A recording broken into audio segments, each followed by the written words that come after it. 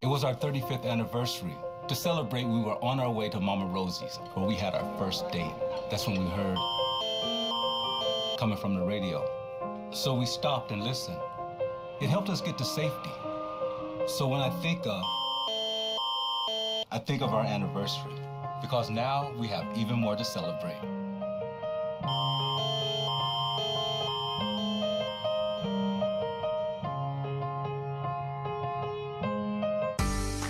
In Canada, there are 338 federal ridings, but on October 21st, your focus is on the local race. Get to know the candidates running to be your MP. Watch the local campaign on Rogers TV and online. And on election night, Rogers TV has comprehensive coverage of the local results. Rogers TV, your local focus on the federal election.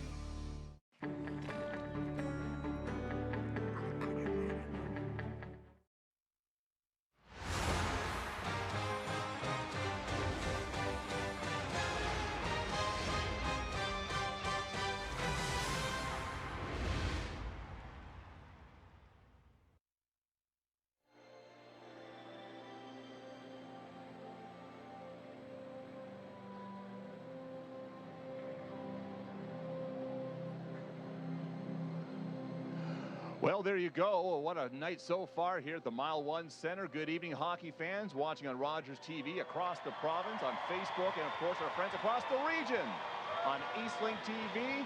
It's banner-raising night, but it's a brand new season. I'm Bill Hartle, I'm with Steve Callahan, and of course the team that won the Kelly Cup last year, a little different than the team that's being iced this season. We have a number of new faces to get used to. Yeah, we do. 10 players back from last year, though. It's going to make this a really good hockey team. What a special moment that we just witnessed right there. The raising of the banner, the group getting back together and simply enjoying the moment. But we've got some new guys. We've got some new faces. They come with some heavy offensive resumes. Just coming straight out of major junior hockey, but coming right into the lineup, and they're going to bring some real good energy. Riley Woods, last year 75 points in 65 games with Spokane Chiefs. Not only that, we're going to bring in big 6'5" from the Brampton, from the North Bay Battalion in the OHL. 61 tucks last year for 113 points. Nice. It's going to be a big offensive threat. So not only do we have the core back from last year, we've got some new goaltending. We've got some great offensive resumes coming to the ice. And of course on defense too, we got someone new that we want to watch out for as well. Absolutely. Mac Halliwell, who was picked up in the 4th round of the 2018 NHL draft. He's coming off 77-point night with the Sault Ste. Marie Greyhounds in the OHL. These are incredibly offensive numbers. Yeah. It's going to be exciting to watch. Great pieces to add to the puzzle, and it's going to be another great championship run season, I agree, coming for the Growlers this year. And it is. Some great young talent that are just chomping at the bit to prove themselves, and that makes for what's going to be a very exciting season here at Mile One Center for the ECHL and, more importantly, the Newfoundland Growlers. Strap yourself in. The opposition tonight, the Reading Royals, the ECL affiliate of the Philadelphia Flyers. We go now down to ringside for tonight's national anthems.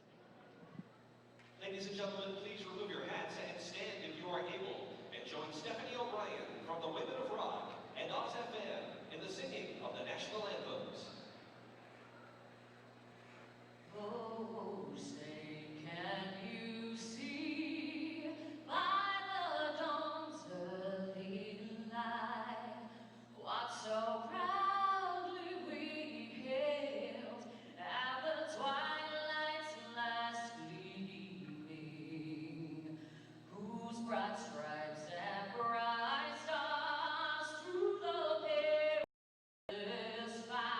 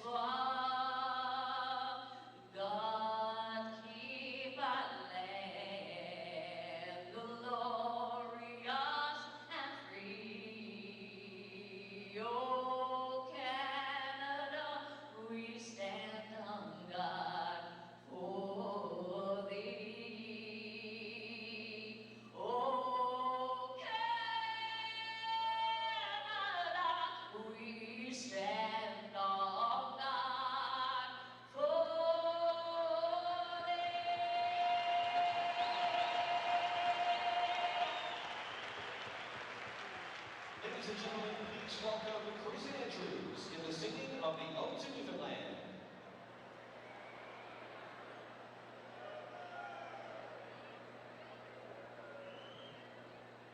When sun rays crown the tide-clad hills and summer spreads her hand, when children voices tune thy rill, we love thee, smiling land.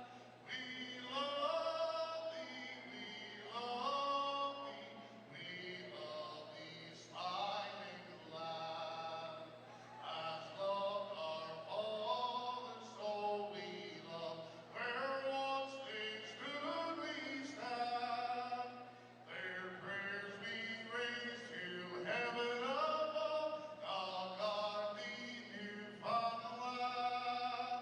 God guard thee, God guard thee, God guard thee, Newfoundland. Listen to that crowd. Chris Andrews of Shannegannock with the Ode to Newfoundland. Well received as the flag makes its way through sections 120 down to 124 and beyond here at Mile 1. The lights are back up, and it looks like we are ready to get underway. Welcome back inside the broadcast booth at Mile 1 Center for opening night of the 2019-2020 ECHL season. The first game of the year in the league anywhere. All eyes are on St. John's, Newfoundland. Here tonight is your Newfoundland Growlers begin their quest to repeat as Kelly Cup champions. 20 minutes up on the board, Sergei Sapego, number 8, the defenseman. He'll be playing alongside the captain, number 43, James Malindi. At forward on the left wing side, number 9, St. John's native Marcus Power. He'll play with number 10, the reigning playoff MVP, that's Zach O'Brien.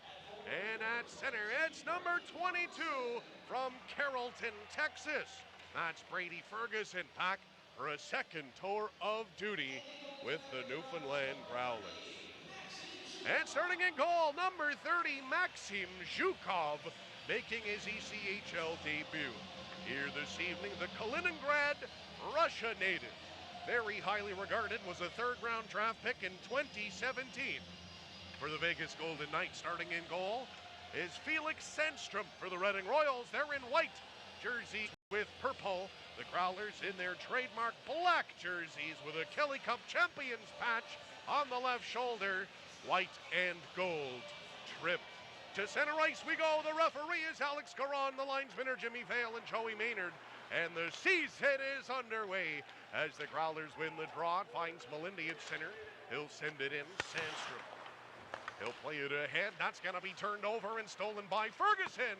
And that one just barely missed wide. Side door is O'Brien trying to jam it in. And the goaltender, Sandstrom, will hang on to that one.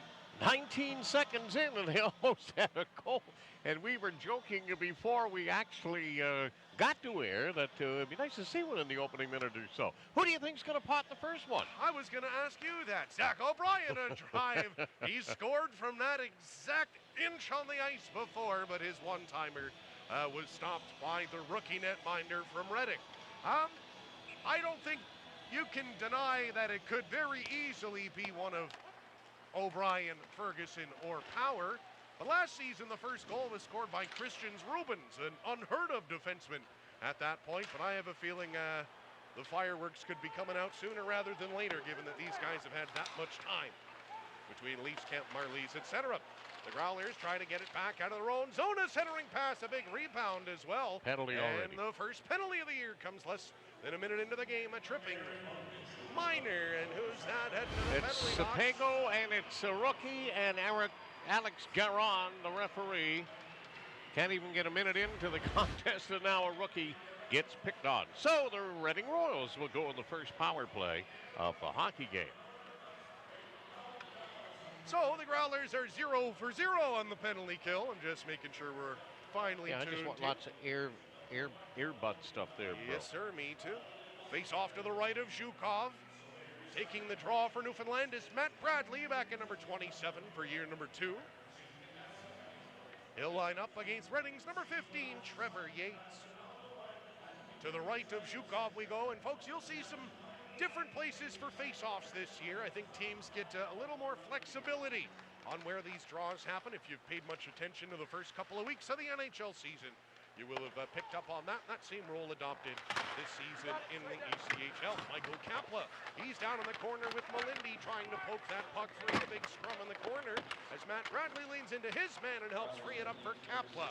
5 games of experience. This is a shorthanded 2-on-1. In come the Growlers. Nice stick check on the back by Jeremy Beaudry, and a penalty coming up now to Reading. So we'll have some 4 aside when Reading touches the puck, which has not happened yet. Riley Woods took quite a bang down there, Chris, leading to this call. Growlers work it out of their own zone. That's Matt Bradley, skates towards center ice. Weaves all the way into the offensive zone, dropped it off, still delayed penalty. O'Brien finds his man, cross ice, an open look there for Scott Pooley, and he hopped over his stick. O'Brien, good patience with the puck for Duzak, across and a one-time stop by the goaltender, Sandstrom. Back up top to Joe Duzak. He'll play it along the right wing towards O'Brien, spins away from a check, lost control of the puck, but still Reading hasn't touched it. That's a hit from behind on Kapla. He'll let him know, too. And the penalty has been called a slash. It is. So not a bad way to end your first penalty kill of the year, going right to some 4-on-4. And hopefully the Growlers, there's Dean McDonald, used to, I was wondering if you were going to get up here. Yeah. No. You were busy. You were tied up. Dean McDonald. Spectacular, Dino. Let's go get another one. Every game last year, I think, at some point he managed to come in here and scare the jeepers out of us by smacking us both on the shoulders, but glad to see that tradition is staying alive. That's the owner, Dean McDonald. 4-on-4. And Brian, if you recall, a handful of months ago, the Growlers were darn good at 4-on-4. Oh, yeah. 2 4-on-4 goals in Game 6 of the finals.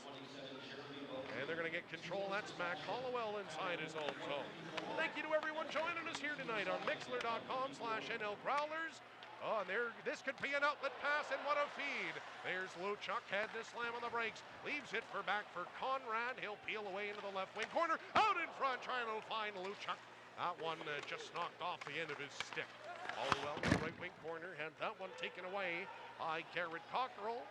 And now it's Rob Michael settling it down for Reading inside his own zone as the Growlers change it up. 10 seconds to go on the first minor penalty of the season as Estefan rocks Braden Lowe at center ice. And the Growlers 2 seconds to go. Now they're on their first power play of the season, and this is where they can really open things up. But first they got to get out of their own end, and that task belongs to Joe Duzak. Skating away to center. The Mercyhurst grad, a little bit of trouble getting out of his own zone. He'll backpedal. All the way behind his goaltender goes Duzak.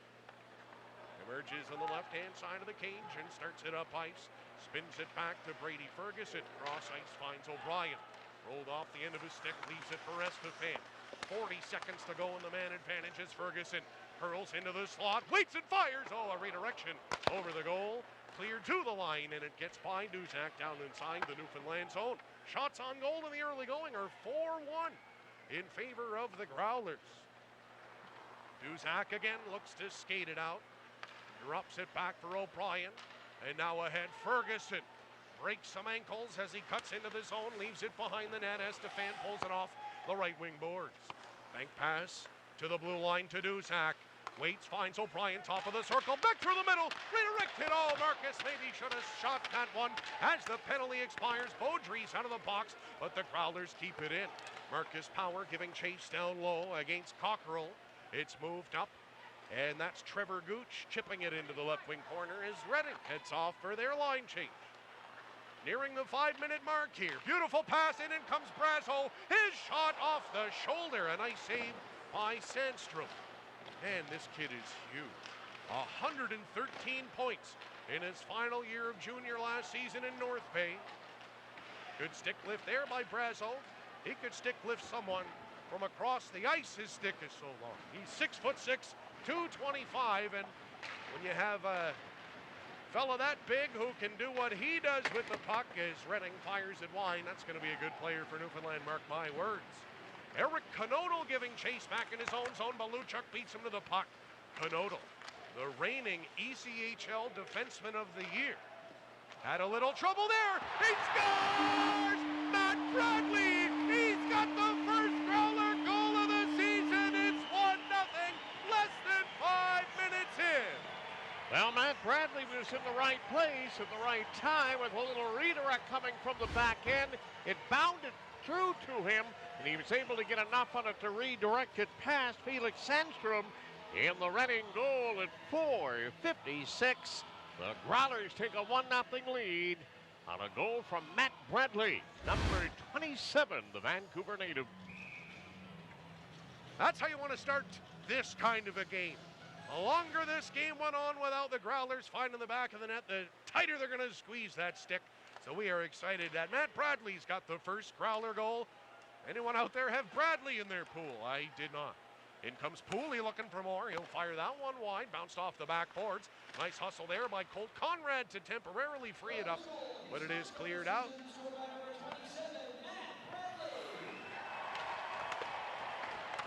We're waiting for assists as Pooley skates it to center.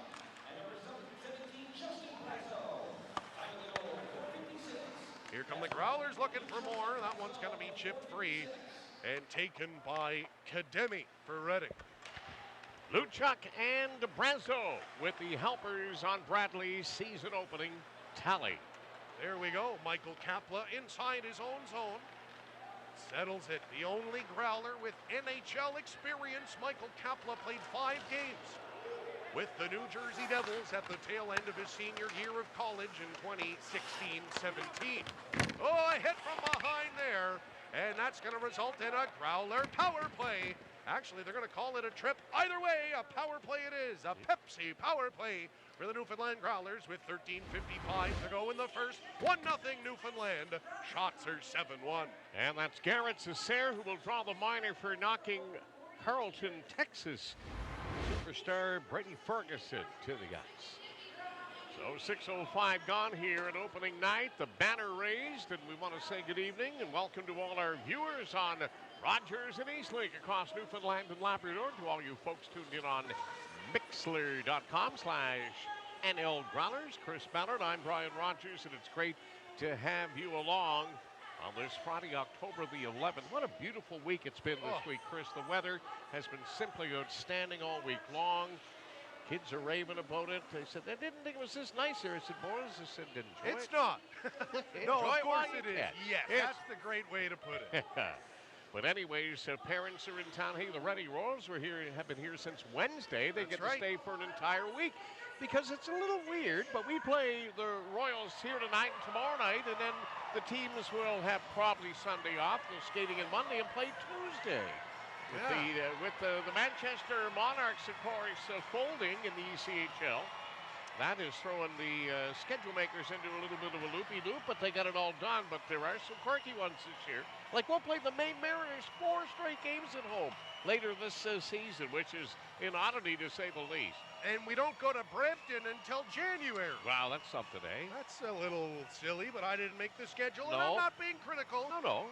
It's just every time we leave the island, you got to fly through Toronto to go anywhere else. It would make sense to tack on a game or two.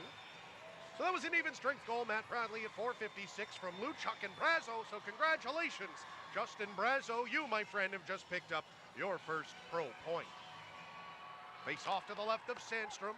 Pulled away into the corner for Beaudry. He's quickly bodied by the aforementioned Brazo. Out of the corner, the Growlers. Estefan trying to walk right. Sorry, that was Luchuk. Conrad gets it along the right wing boards. Conrad through the middle. Luchuk trying to let it fly. He was stick checked, and it ended up into the protective mesh. 13:39 to go in period number 1.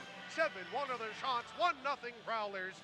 Thanks to Matt Bradley from Luchuk and Brazo.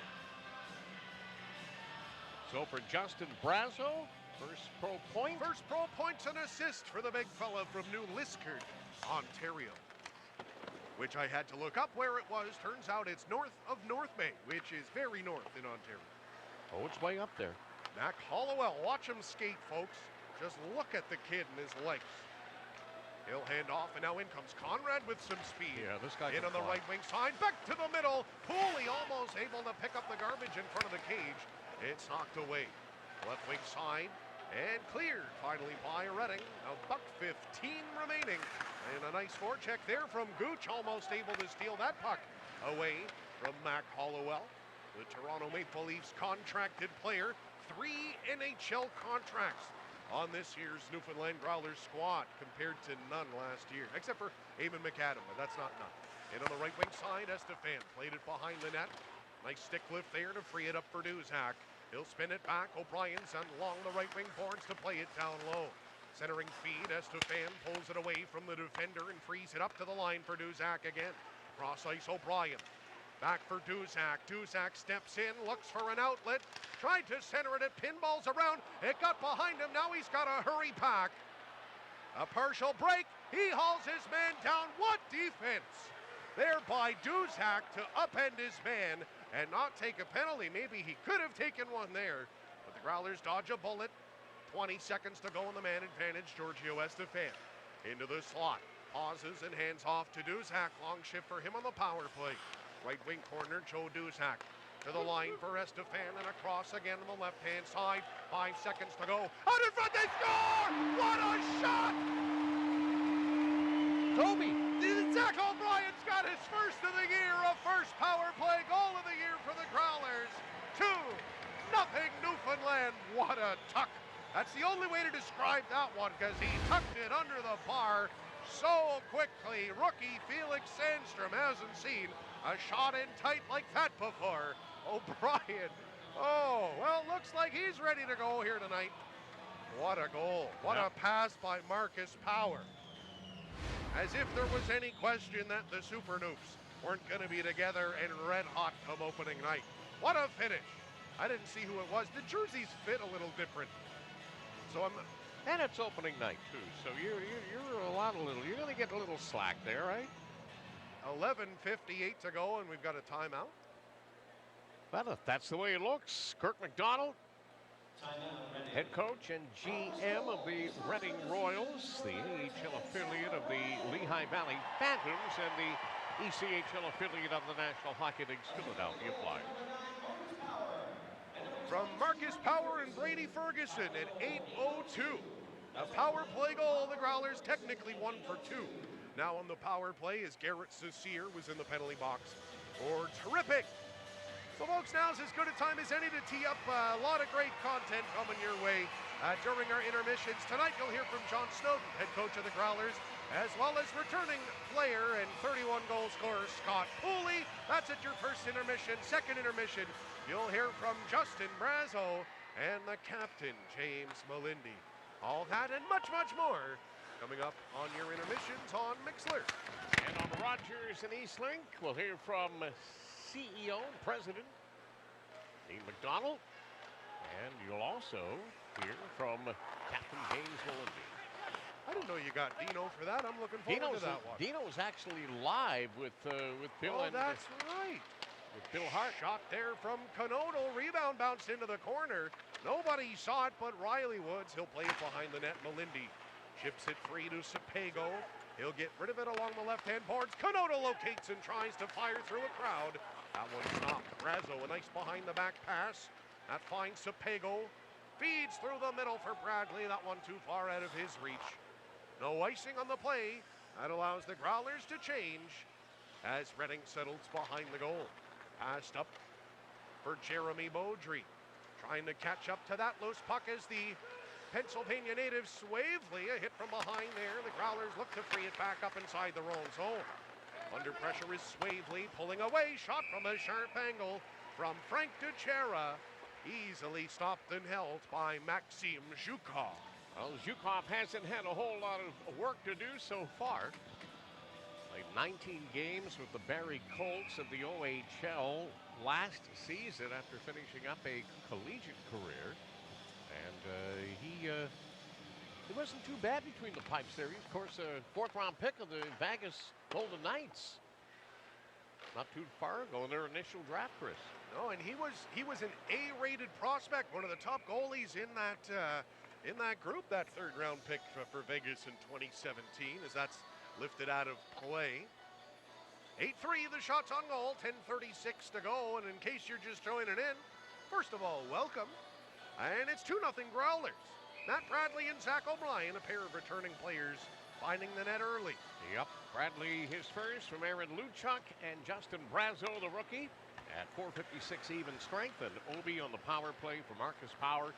Reddy Ferguson at 8:02, and that's where we stand. 2-0. And here comes Colt Conrad with speed, sneaks by the defense and frees it back up. There's a shot, didn't miss the far post by much. Duzak holds the line, freed up down low. Conrad, good stick lift, he's tied up. That allows Cooley to poke it free. Tries to get it back for Conrad, he's still engaged. Down there with Garrett Mitchell, pulled away by Redding, and they're going to skate it away. Skating it out is the defenseman Cecile. Nice feed up on the right wing side. There's a good stick check by Kaplan to knock the shot away from the goal. In behind the net, centering try. That's going to be stolen, but Braden Lowe frees it back up. Turning and firing there was Kademi, but steady as she goes for Maxim Zhukov. He's faced for 3 straight shots here, and good that he's getting a few touches on that puck early. Yeah, no question about Not that. early, that's the problem. Well, But hey, that means the defense are doing their job in front of them. Face off to the right of Zhukov as Brady Ferguson steps in against Braden Lowe, who I was told might try and fight James Melindy. I said, well, I hope he brought an extra pair of trousers, because he's going to need it. Shot there from the point from Cockrell for Redding. That one missed. And away comes Ferguson over center ice, has some options.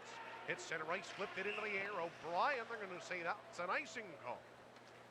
Well, I met Donlow the other day. In fact, Braden's father flew all the way from Vancouver to watch his son here over the next. Yeah, I let him in through the. He was a very nice man, wondering how he could get in to watch his son practice, and so I said, "Come with me, sir." And real nice man. Face off to the right of Zhukov. Same unit out there for Newfoundland. Pulled back by Redding. Top of the circle is Michael. His shot is blocked. And it looks like Ferguson, he'll pause for a moment before finding his man cutting in over the line. Sapego gets it back. He'll join the rush. Knocked off the puck. O'Brien gets it back. He's hauled down in the corner. Marcus Power trying to get it back. It comes to the line. Chipped by Sapego all the way out of his net comes Zhukov. That's a confident puck-playing netminder there as that's cleared in off the stick of Power. No icing. 9:05 to play here in period number 1. 8-4, the shots for Newfoundland, and they're up to a 2-0 lead. Halliwell, a nice cross-ice feed there. And in come the Growlers, but the long reach of Brazo was a little too long. It's offside. Veteran linesmen are Joey Maynard and Jimmy Vale here. The referee, Alex Garon, here in the first of 3 games set between the defending Calder Cup champion Newfoundland Growlers and the visiting Reading Royals. 8:55 left in the first. 2-0 Newfoundland on the strength of goals from Matt Bradley and Zach O'Brien. Halliwell sends it in for Newfoundland. Playing it is Beaudry for Reading. Canodal, he's forced to send that one to center ice. Garrett Johnston wearing Kyle Comiskey's old number 3. Soft pass there is blocked, but the Growlers chip it to center ice and steal it back away, but that's going to be another icing there. Luchuk knows it too. Back inside the Newfoundland zone it goes with exactly 8.5 minutes remaining here in the opening period. I'm Chris Ballard, he's Brian Rogers. Thank you all so much for joining us here on opening night, Kelly Cup Banner Night. Here at Mile 1 Center is the banner now hanging right above the Growler bench in plain sight for all to see.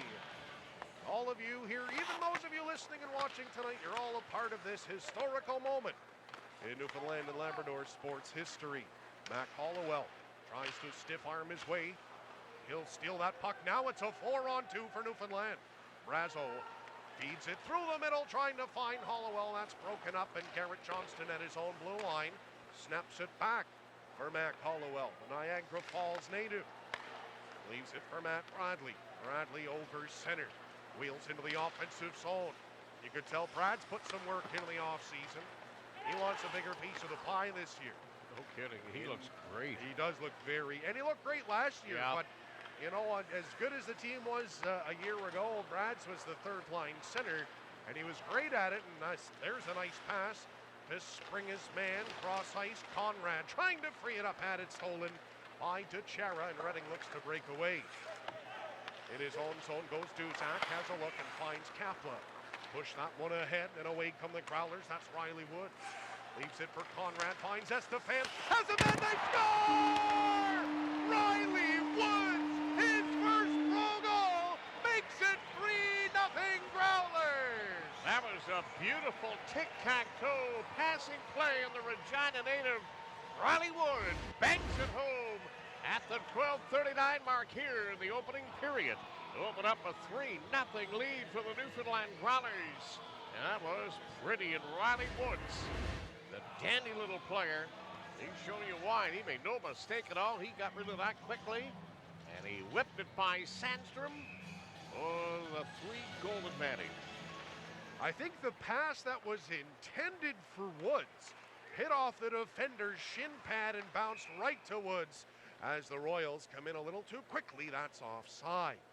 7:14 to play here in the first. 3-0 Newfoundland. It's hard not to just chuckle, because you come in, you're wondering how is this all going to go, and then you come up and put up at least a 3 spot in the first 13 minutes of action in the season. Riley Woods, his first pro goal. Congratulations, young man. Penalty coming up to Sepago again.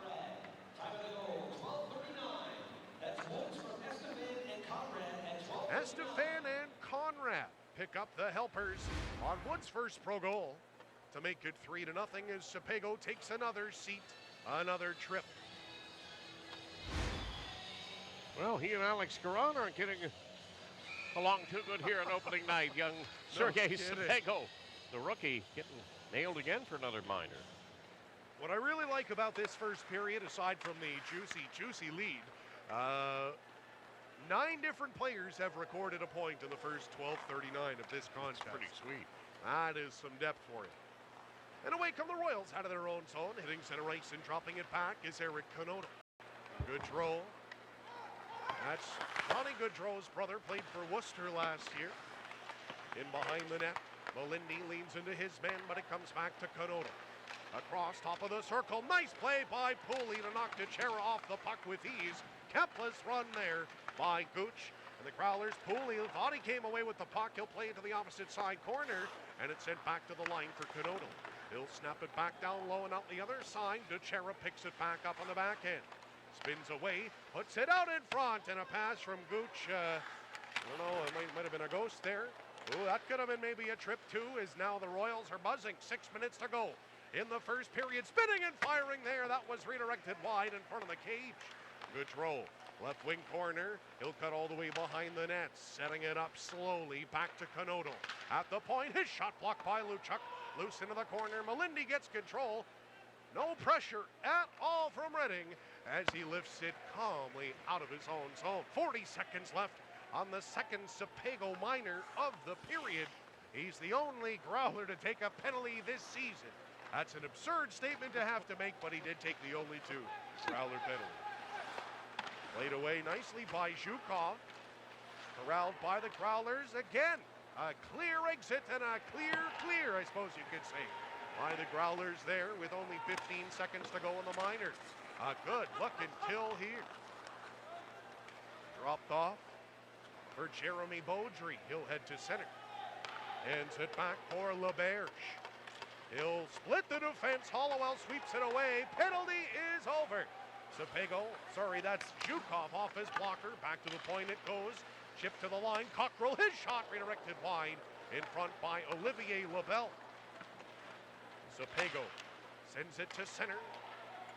Played back ahead, and the Royals look to counter. 9-5 are the shots with 4:35 to go. Swinging back behind the net is Garrett Mitchell, the former Hershey Bears captain. Garrett Cockrell, top of the left-hand circle. They score. A redirection in front off a shot from Cockrell. 4:26 to go in the first, and we have got a 3-1 game. The Growlers still ahead. Oh, your good buddy David Fine, the voice of the Reading Royals, gets to call a goal. And it comes from a good friend of mine, actually, on the other team. That's Garrett Mitchell, the aforementioned. At the 15:34 mark, Mitch, the former captain, as Chris alluded to, the Hershey Bears, and a magnificent young gentleman. Dandy hockey player, great leader, great guy off the ice, community-minded. Scores the goal to get Reading back in it, trailing 3-1. 4:25 to go as the Royals win the draw. Send it through the middle. That's a good stick lift there, but it's no icing. Michael Kapla slams on the brakes behind his own net and works it free for Marcus Power, streaking away on the left wing side. And that's a delayed offside on Marcus Power as he was held up entering the offensive zone. 4:11 remaining here in the opening frame, and we'll step away for a short break. You're listening to Newfoundland Growlers Hockey on Mixler.com/NL Growlers, on Rogers and on Eastlink, around the great province of Newfoundland and Labrador.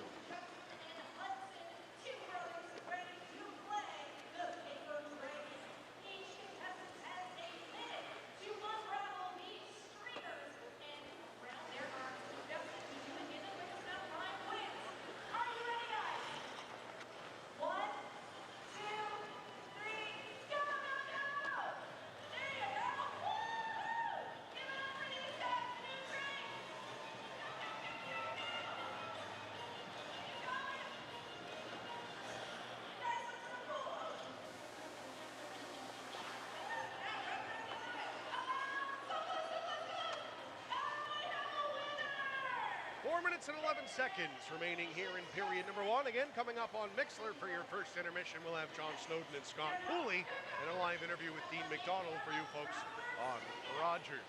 And James Melindy as well. That's right. My guest. That's okay.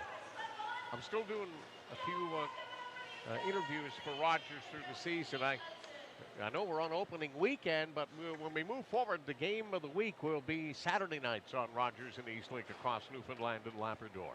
A little programming note there. Set your reminders now. Yeah. Saturday nights, you and the Newfoundland Growlers. Only, of course, if you can't be in the building. That's right. Face off in front of the Reading Royals bench. It's going to be Fergie and the Super Noofs with Duzak and Kapla.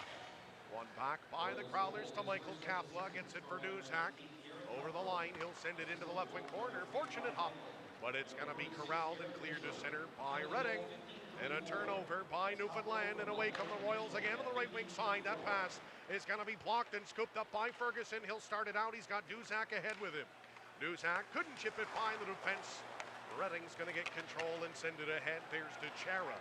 In over the line, nobody with him. He'll free it up into the corner for Beaudry. Lead back behind the net, Ferguson. He'll get a chance and send it out to center ice. Conodal had his pocket picked, O'Brien. And now we got a man in alone in front is O'Brien. Oh, he couldn't tuck it. Out in front, Ferguson. What a save by the netminder. That may have been the defenseman got in front of that one. That was Marcus Power at the first chance, and then Fergie couldn't get it through a scrum. Wow, 3:20 remaining here in the first. The Royals have responded with a goal and a handful of shots on goal. It's 3-1 Newfoundland. Shots are 9-6 for the Growlers. And at center ice, in comes Reading again on the right wing side. There's a shot, scores. It got through Zhukov, a bit of a soft one. It's a 3-2 game already. 5 goals here in the opening period. That's one Zhukov's going to want to have back.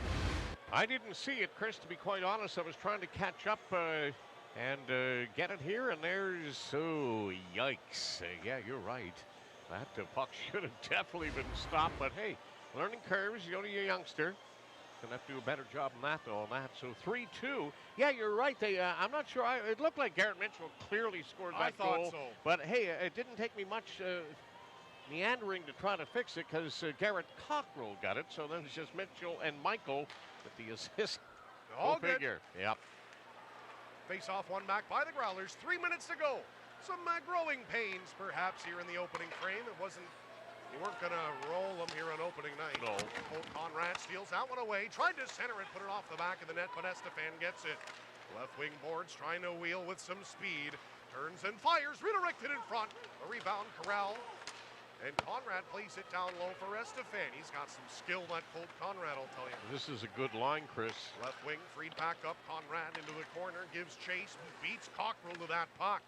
Freed up.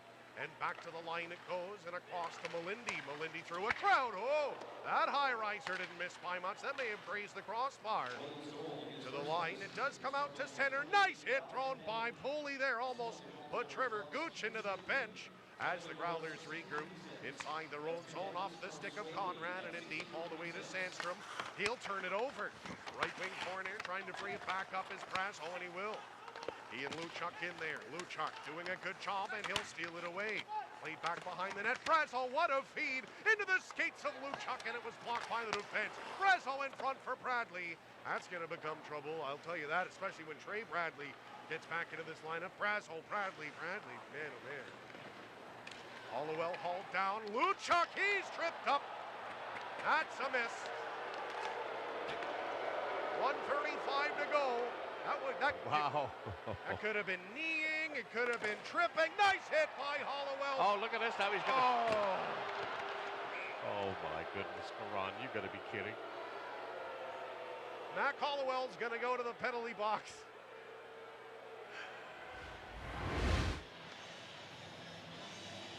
Wow. High sticking.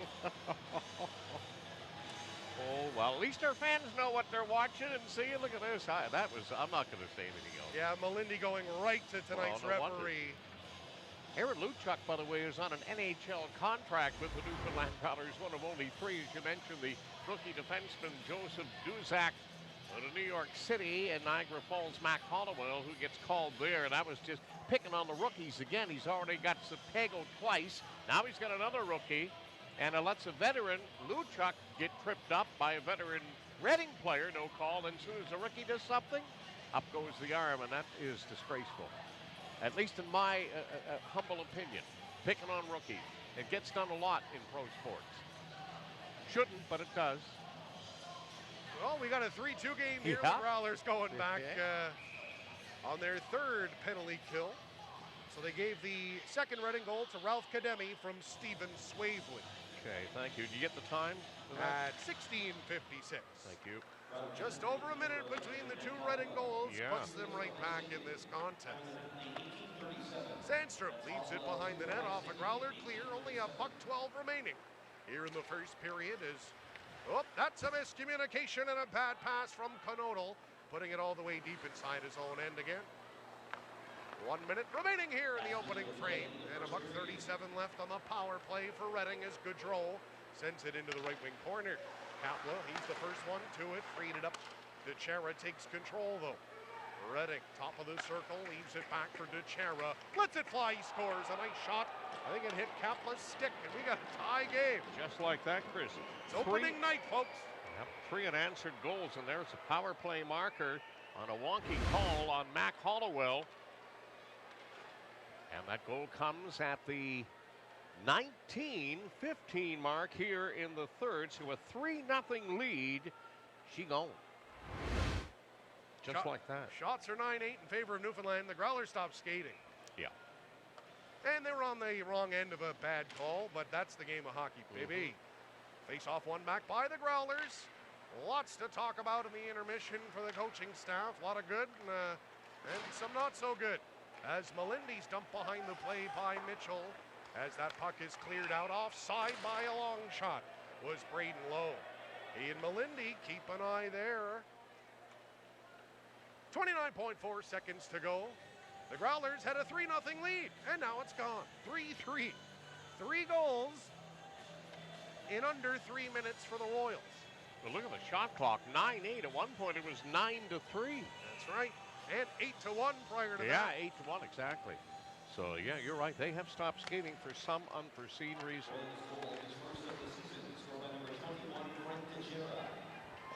Hit thrown. Mitchell dumps Sapego in front of the Growler bench as Melindy corkscrews Braden Lowe out of the corner. That's going to be stolen away and played up for O'Brien. He's held by Mitchell. Hauled down and a penalty. 10.4 seconds to go. So that means unless the Growlers score in those 10 seconds, they will have a power play to start the period. Welcome to the ECHL, Garrett Mitchell. Isn't that his name? It is. That's Garrett. So Frank DeChara with the goal, the power play shot from the right wing boards that clearly beat the rookie netminder, Maxim Chukov.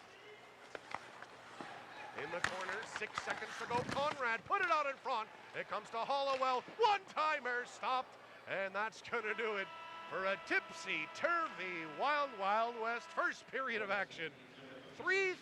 This feels like the Leaf game last night against Tampa. They were tied at 3 after 20 minutes. Craziness. Yep, that was it. So $1.50 left in the power play as Garrett Mitchell was called in the final moments of the first. But after Matt Bradley, Zach O'Brien, and Riley Woods with his first pro goal made it 3-0 for the Newfoundland Growlers by the 12:39 mark. And they were easily outplaying Reading and really toying with them certain shifts. Even when they were 5 aside, they dominated, but they stopped skating and they gave up 3 goals in less than 4 minutes and are tied 3-3 after 20 minutes of play. Let's send things to the Rogers studio for a first intermission, and on Mixler, Chris Ballard has your first intermission, so enjoy.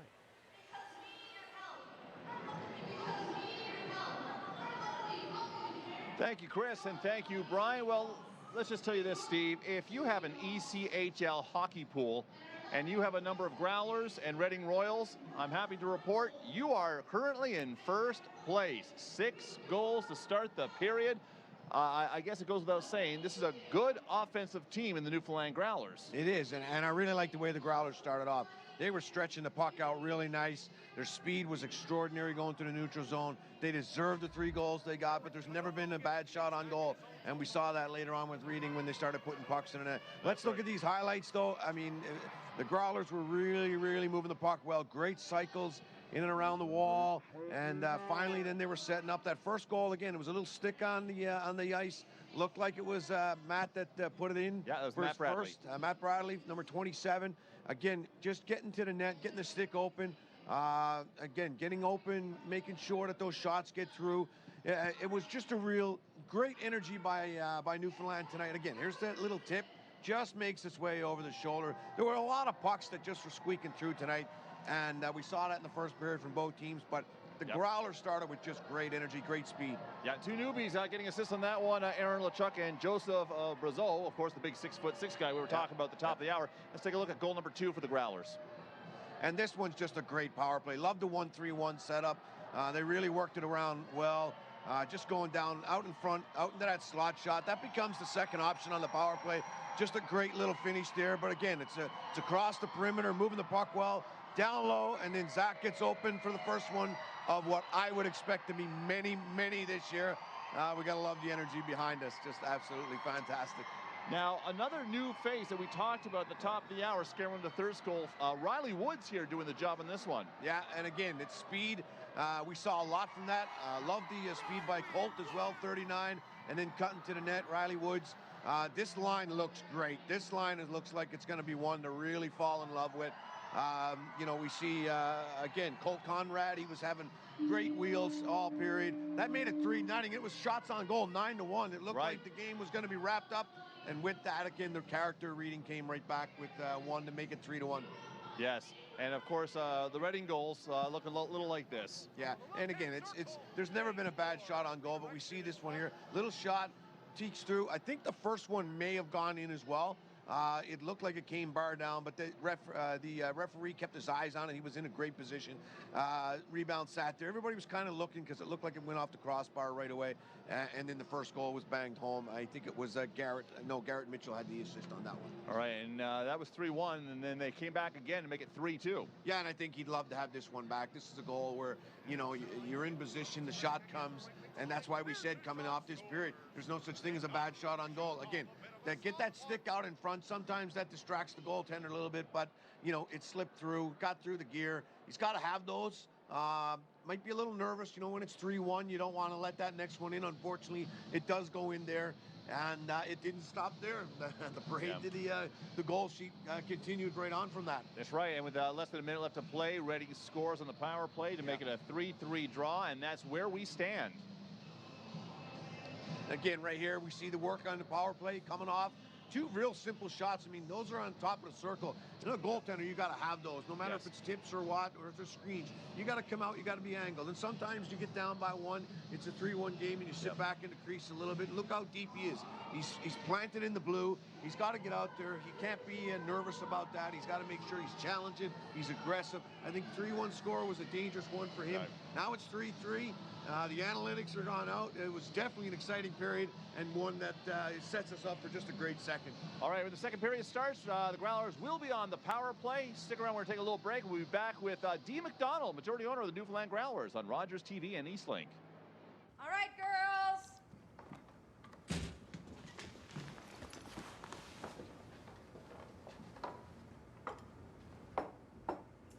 Mom, you said it's played again.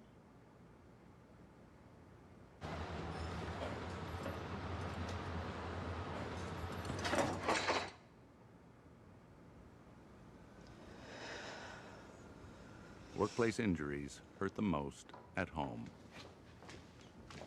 Hi, I'm Peter Halley. And I'm Kathy Hicks. And we are here in the very beautiful Masonic Theater, which is home to us at Spirit of Newfoundland Productions. It's a theater in need of protection, so we have established a restoration fund. Spirit of Newfoundland is a proud sponsor of Rogers TV. Welcome to The Experience, O'Reilly's Irish Newfoundland Pub. A place to meet your friends, have a bite, and move your feet to live music every night. A rollicking good time that will dance in your heart for years to come. If you want convenience, Marie's Mini Mart is here for you. A one-stop shop for a variety of products, home-style breads, sandwiches, plus check out our freshly baked artisan breads and single-serve desserts exclusively at our in-store bakery on Frecker Drive. With 25 locations, wherever you go, there we are. This is a story about connections between donors, recipients, and all the people that bring them together. From blood and plasma, to stem cells, to organs and tissues. Something we can do today and know that because of us, someone else is waking up healthy tomorrow. Because we can all be the reason, the connection, that keeps Canada's lifeline going. Canadian Blood Services. Book your donation today at blood.ca.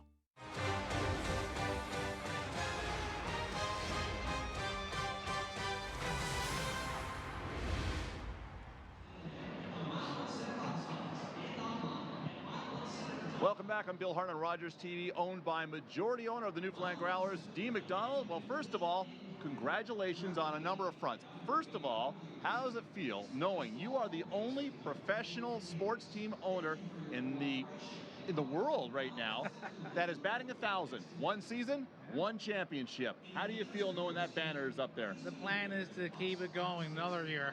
Yes? Yeah, it feels very proud, obviously. We're so excited. It's almost like a dream, you know, like you kind of, it was only a few short months ago it all happened. It's just like, here we are back in season again, so It's like, wow.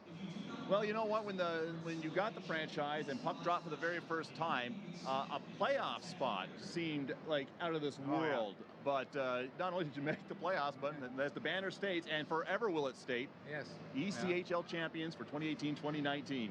Yeah, look, it was just wonderful. A great team last year. A lot of chemistry, obviously. A lot of things have to go right to win a pro championship, and it happened. And it was a Cinderella story. Yeah, definitely a big Cinderella story. Now, congratulations on another front, getting that deal signed over the summer. I mean, that was making headlines everywhere. Yeah. And I know it was a tough call, but you managed to hammer something out, a great 10-year deal. How committed are you, as the owner of this team, to staying put here in St. John's? Well, I think just the fact that we fought so hard for the deal says a lot about our commitment. It was excruciatingly difficult to do. We got it done. 10 years now gives fans something they can emotionally invest in. And it's first time for this province, city, to have a team that's going to be here so long. We'll start doing a whole bunch more in the community now because we can actually invest capital in retail outlets and merchandising and working with the community. So for us, it's just a wonderful outcome. Great for our employees, obviously. They know that there's stability with this organization, but more so for the fans because they really they stood up during the whole negotiation, the Growler Nation, and made it happen and put a lot of pressure on City Hall. and I think that made a difference. Yeah, well, it really did, because you know, you can't say goodbye to a championship team, because as you just alluded to, this city has had broken hearts watching franchises come and go in the past, and that's what makes the ECHL, and more specifically the Newfoundland Growlers, a little different.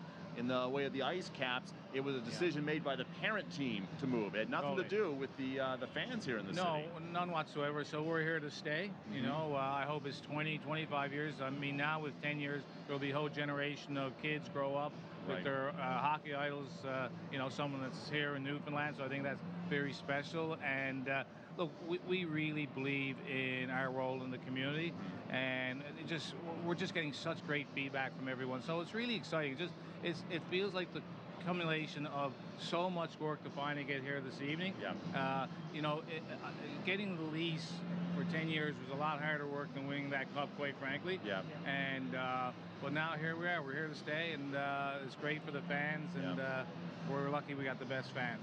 We do. We have some great fans, and the affiliation with the Toronto Maple Leafs doesn't hurt either, because I'll tell you, in Paradise during that whole training camp, it was insane. They were just blown away, the Leafs, by it. They've never seen that kind of reaction anywhere they've been. You know, people seem to bleed blue down here. I keep saying we have the world's best parents, the Leafs and the Marlies, so great DNA, great heritage, and you can see that in terms of the speed on the ice tonight, that we have a very good quality club again this year, so we'll be very competitive, I think. Right, and with a 10-year agreement, who's to say the Leafs won't decide to come back to St. John somewhere down the road for a training camp, maybe another NHL exhibition game in the future? I think that's probably a very safe bet.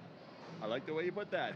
Listen, before we wrap things up, as the owner of the Growlers, and now that we have all the stress of the deal gone, what do you have to say? What's your message to the fans tonight? My message to the fans is thank you. I mean, we absolutely would not be here without, they kind of, you know, stormed the bastion this summer, and you know, they spoke up vocally. They were tired of the yin and yang of team in, team out, and you know, that it's just no fun for anybody. So I think when they really got vocal and started to write letters and go on media, social media, and on shows like yours, etc., it really made a difference. And then it almost gave council, I think, you know, another reason to say, okay, we got to get something done here. It is important to people. Well, here's hoping we have another good, deep playoff run, and dare I say, another banner this time next year. We're hoping. Dean McDonald, Chief, of course, owner of the Newfoundland Growlers, thank you so much. Good luck the rest of the season. We go now, Brian Rogers, who had a chance to talk with the coach of the Newfoundland Growlers, John Snowden, earlier today. Let's have a listen. Thanks very much, guys. John Snowden, head coach of the defending Kelly Cup champion Newfoundland Growlers, supremacy in the ECHL. First of all, John, congratulations on what was a fantastic season here. I know we don't want to spend too much time on it because we're right in the midst of season number 2, but just reflect back for me on how special it was. Yeah, I mean, obviously, first year team, group of guys that have never been together, coming together and bonding the way that they did, and putting a performance out every night that they did, and being able to you know, win the championship of the league. It was a very special season for everybody, from top of the organization all the way down to the staff and the players here. And you know, the hard work and their determination and their willingness to stick to the process, they were rewarded at the end. Not many can complain about short summers, but we will, just because we like to complain, period. But here we are right back in it and ready to go. And you've got half of your team returning, plus some very gifted young prospects coming along the way that have been recently signed. Tell me about the blueprint for season number 2. Well, I think it's right now, I mean, like you said, we have some guys that are going to be back from last year. And then I think we added a lot of really good pieces. You know, this team's going to be extremely fast. We got some different look kind of D with some puck movers that are really going to be up in the rush a lot. So I think the biggest thing for us right now is to go from being a neighborhood in the locker room and becoming a brotherhood, and being very tight and getting to know each other right away, and being able to translate off the ice kind of relationships to on the ice relationships. You know, it's like every season starts and everybody's not really on the same page, if you will, because maybe they don't know each other, they're not comfortable around each other. But the biggest thing for us is let's get them comfortable. We know they got a ton of talent. We know that we have the right process and structure in place. Now let's get them going on the ice. Yeah, and those young guys come in and they see instantaneously how special this is of a place to play and be involved in. And I don't think it takes them too long to really grasp what's going on here. Yeah, no, I mean, I think, you know, the way it's done from the very top of the organization with the Leafs down to the Marlies all the way to us, it's it's going to be, the standards are extremely high. You know, we want to do everything elite. Like, we want to be, you know, an elite organization at every level. We want to be elite people as well. So I think guys have realized what we have here and how we treat the players and our expectations and our standards. And, you know, I think it's showing in the first couple weeks that we've been through training camp and this week of practice. And I know guys are excited to get going. John, you've got 13 forwards here now, 9 defensemen, including the injured Alex Goodbranson, and 3 goaltenders when Ian Scott does arrive. He's currently injured too, but when you look at the depth and things, you're going to have some tough decisions to make again, and that's a pretty good thing when you consider you're starting your second year. Yeah, I mean, Scott and Goodbranson, I don't know what's going to happen with that. That's not on me. It's a decision that's up top. You know, hopefully those guys stay and we don't see them, because that's what it's all about. But we have a lot of depth. We had a lot of depth last year. I think the biggest thing for us is just everybody's up, everybody's ready. You know, whatever the lineup is, we're just going to be ready to go. And I think so far we've seen that. The guys understand that, hey, there's a lot of good players here. We're going to all compete for our jobs. But like I've said over and over again, I think competition breeds success. You know, and we are in that element here. Yeah. John, just one final thing. You had Brady Ferguson with Zach O'Brien and Marcus Power, no-brainer. They led the Kelly Cup playoffs in scoring 1-2-3 en route to winning the championship, and they've gotten off to a good start in the early preseason games. That looks like a relatively no-brainer there for those 3? Well, I mean, we're going to start like that. I think, you know, right now everybody's got to earn their place in the lineup, and you know, those guys were a very good line for us last year, but they've also got to be a very good line for us again this year. You know, they set a standard last year of how they want to play, and we expect that standard to be there, and then they got to jump it up a little bit from there as well. So, you know, we'll make those decisions as we go, but right now, you know, yeah, we'll probably have those guys together to start. I think it's the familiarity for them to start the season, and then, you know, we'll plug and play from there. Yep. John, thanks so much for joining us. Always a pleasure. Congratulations again on an outstanding job done in your first year as head coach. Here's the second year, and it'd be nice to repeat. I know that's a long way away, but expectations are extremely high for this organization. I'm sure everybody is thinking the same way. Yeah, it's just starting over. We're at base camp right now. We got a long climb up that mountain, so we'll start over and we'll get everybody on the same page. Here you go, folks, out there on Rogers and Eastlink, the pride of Seattle, the suburbs of Seattle, Washington. Newfoundland Growlers head coach John Snowden. Now let's go back to the studio. Thank you, Brian. Thank you, Coach. And speaking of Coach, Steve, you have some experience in coaching. Now, what do you say to a young team, a team that's really starting to gel, first game of the season, go up 3-0, then all of a sudden you end up being tied 3-3. How do you rally the troops and you know, get them all set? They're going to start the power play in the second period. Well, as a coach, I've blown many a 3-0 lead, but you know, you just want to get back to the basics. You want to. They were doing a lot of good things there. The line energy was fantastic. The speed was good. I really thought they really created their goals. I thought they were on their toes to start the period. They brought great energy. They'd love to have those goals come back. At least one of those, maybe even 2. I really didn't feel like those were earned. You know, they kind of slipped through a little bit. So you refocus, you erase, you have that elephant memory. You forget about what happened in the period. You get back to what was right. You don't pinpoint what went wrong. You pinpoint what you were doing right, which was great energy, great speed, plays off the rush. They know their power play works, and they're starting this period with 1 right now. So they know if they can get on this right away, get that experience going, they'll get back to this. I thought they had a great period, apart from the score. Well, I'll tell you right now, that first period was a dandy and fun to watch. We can only wait and see what the second period will bring our way. And don't forget, we're back at it again tomorrow night, of course. The Reading Royals are going to spend the night in Newfoundland to play Game 2 of the season right here at Mile 1 against the Newfoundland Growlers. And fans who are coming to the game, it's worth mentioning, it's a mini championship banner night. Yeah, so all fans in attendance get a mini replica banner of the one that's hanging in the rafters of Mile 1 right now. It's been a great atmosphere. It's been a celebration. It's led to the Yanni's product being fantastic. It's been incredible here tonight. It's going to be a great weekend. It's going to be that. All right, we're going to take a break here, and we're going to throw it now to Chris Ballard and Brian Rogers with a call as we get set for second period action from the Mile 1 Center on Rogers TV and Eastlink. Get your Q&A questions in for the next one. So let's get into it for the intermission. Hope you got your snacks. We're ready to go for period number 2. So Ferguson, no, actually, they're going to have Giorgio Estefan take the opening draw as O'Brien and Dusak hang back toward the blue line. Power and Ferguson will line up on the left and right wings, respectively. Sandstrom and Zhukov, they're ready to go. The linesmen having a quick chat with head coach John Snowden as we prepare to get back underway. 1 minute and 50 seconds of power play time to start the second period.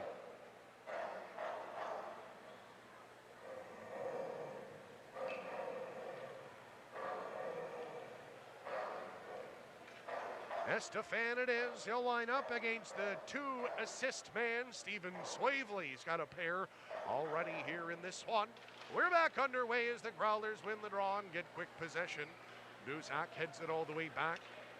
Thought about going behind the goal, but instead decides to weave his way ahead. For Ferguson at the blue line, he'll hit center and dance in with it. Handing off to Marcus Power, back to the line to Duszak. Across to Estefan, through the middle, O'Brien, rebound in front, Ferguson, oh, it's blocked by the defense, what a chance. That was to get the lead back. Down low, Power had it knocked away. Redding flipped it ahead, and that's gonna get out. Estefan, he's being harassed down there by Trevor Gooch. He'll peel away, curls in front of his goal, and they blow by the forechecking Gooch. And now come away with speed. Duszak along the left wing side, too far for Power. That's cleared right back to Zhukov. He'll have to play that one away, and he will skillfully. Laid back, there's O'Brien inside his own end, getting ready to start it up ice. Head fakes around Braden Lowe and heads out to center with speed. To Marcus Power, 45 seconds to go in the man advantage. In behind the net, the Growlers, they're gonna free that puck back up. Blocked and held by Power. Ferguson behind the back. That pass slowly finds its way to O'Brien, who holds the line and played it down low. That one's going to reach Marcus Power in the corner. Weaves around his man. Off the skates of O'Brien. Back to the line. Duszak finds Ferguson at the left-hand point. 20 seconds now on the man advantage. Duszak. O'Brien curls out and tried the shot. It got blocked and lands across for Ferguson. Left-hand boards. 13 seconds to go. Power out of the corner. Oh, a pass. If somebody had been home to rip that one in, he would have had a wide open net. Ferguson off the stick of the Reading skater. 3 seconds rather on Mitchell's penalty as that's off his stick. And into the crowd, the face-off should stay inside. 18-13 to go here. Not a bad looking power play. Not a ton of grade A opportunities, Brian. No, well, of course, we were spoiled last year because everything that they touched was pretty much gold, right? So, yep, slow start a little bit. Great start for the 3 first period goals and kind of went into a slumber, but hey, you got to work for it. I've never called a 10-9 game. Maybe tonight's the night. You would have called that Ice Caps Marley's showdown. That's kind of infamous now. 8-7 on a goal by Willie Nylander. That's in right. OT, and the roof almost came off this place. I believe it. The Growlers unable to hold the zone. Skating away with it is Mitchell. He'll chip it by Pooley into the left wing corner. Garrett Johnston and he are going to collide behind the goal. And it's ripped away by Mac Halliwell. He'll take a moment and send a pass off the backboards. Finding his man streaking in. Centering try there. That one got blocked by the Reading defense. Pulled free by Conrad. Leaves it back for Woods behind the net. Had some options. Woods out in front and a great pad save off a one-timer from Pooley. Sent back toward the middle, and that's going to be blocked and cleared by the Royals. We played 2 minutes and 40 seconds here in period number 2. We're in a 3-3 game. Luchuk got a piece of that one. They're going to say he didn't. That's an icing against Newfoundland. 17-16 to go in the second. 3-3. Shots are 12-8 in favor of the Growlers. Boy, Ronnie Woods scoring his first pro goal in the first period for the Newfoundland Growlers. What a pass out in front through traffic. I'm right on the tape, and an excellent scoring opportunity for the Newfoundland Growlers. Had a beautiful feed by Young Woods from Regina. Face off won by Reading. I think you're going to see them put a lot more toward the goal here in the second period. I think for better or for worse, they can tell Mr. Zhukov's open for business here. Hopefully he can settle that down as that's chipped in deep by Justin Brazo, the former North Payton Battalion captain. Sent out to center by Reading, and now this could be an odd man rush. Left-hand side, they're going to shoot and score. The Royals have the lead. What a goal. Well, young Zhukov, boy, he's really struggling here in this hockey game. He's just not getting out to challenge the shooters at all, and they're making it look easy. That's 4 unanswered goals. And Johnny Snowden, I don't think, wants to mess with the youngsters' confidence, but Patrick Munson is on the bench, and boy, I tell you, if there's Another goal on another shot. You might see the old hook. You hate to see it. Sure, he's contemplating it a little bit, and I don't think he wants to really get into the kid's cranium here too early in, but we got to get out and challenge on those shots. Not to take anything away from the goal scorer. It was No, a nice shot. It was a beautiful shot, but you just got to be better.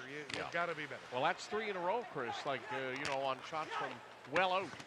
Kapla takes his man out behind the play as Duszak looks up ice. Found Marcus Power, but it rolled off the end of his tape. And at center, O'Brien, nice move, sneaks by. Ferguson sends it along the right wing to Power. He'll take a bump as he rolls it all the way in.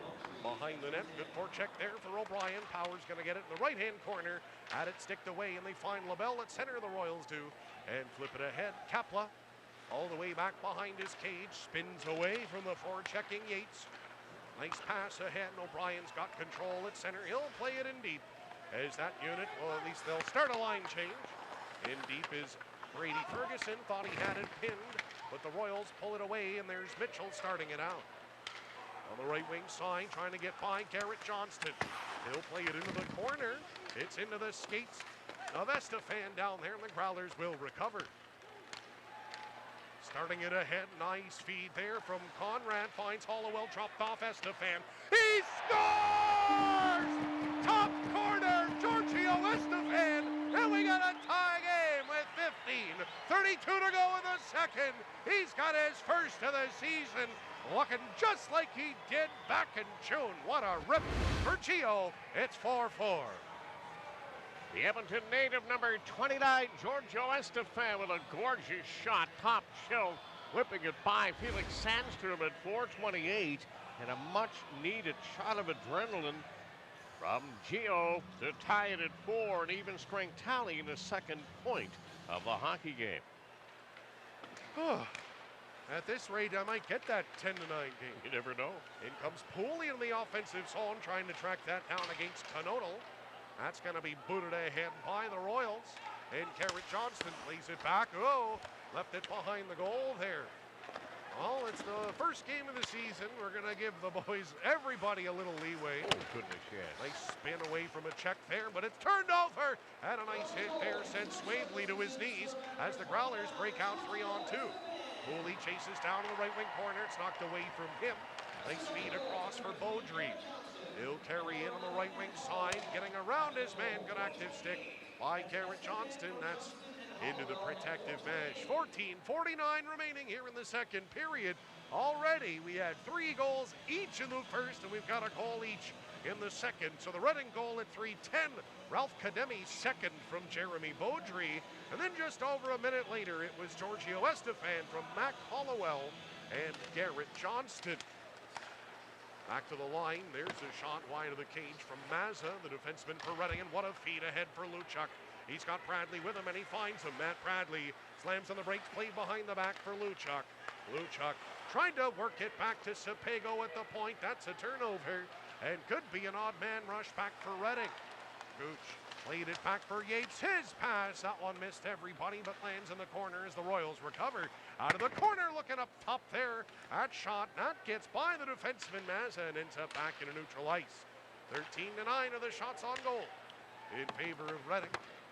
As Zhukov, out of his goal, leaves it for Sepego. Back behind for Brazo, and ahead he finds Ferguson. He's got to step on his man. Look at the moves for Fergie as he chips that one in deep. He's going to get to that puck first. Played it across into the corner. Woods, he takes a bump. Worked it back to the line. Held in Duszak. He'll put it in. They score! A redirection. Zach O'Brien, I think, got the last touch.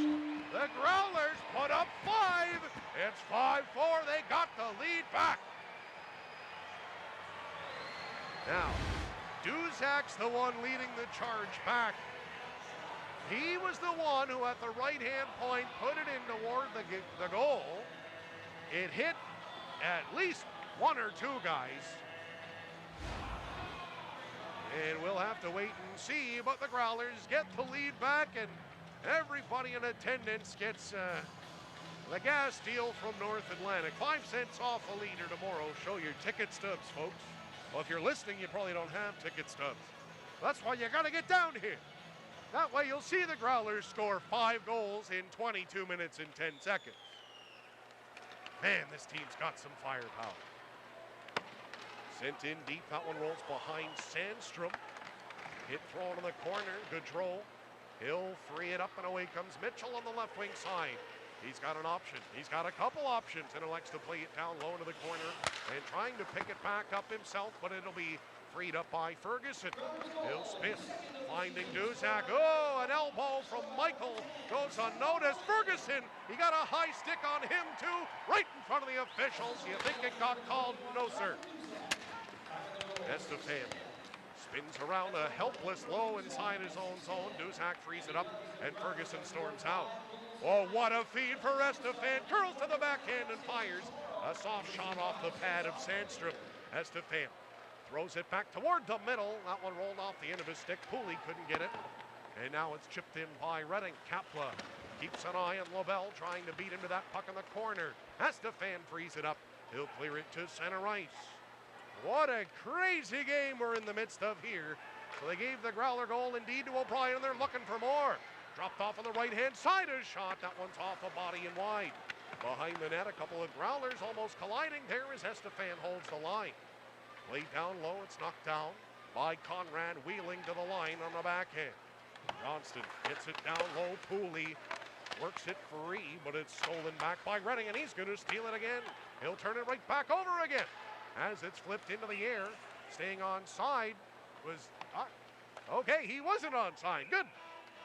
12:11 remaining in the second period. Another topsy-turvy one. Redding struck first to take their first lead, but 2 goals in under 2 minutes from Estefan, and O'Brien has closed the gap and given the Growlers the lead. Brian, what's the update on the goals there? Okay, so first of all, Ralph Kademi scored at 3:10 on a wicked wrist shot to give the Reading Royals a 4-3 lead. The only assist on that goal went to Jeremy Beaudry, so that gave the visitors their first lead and their 4th straight goal. Then the Growlers said enough of this.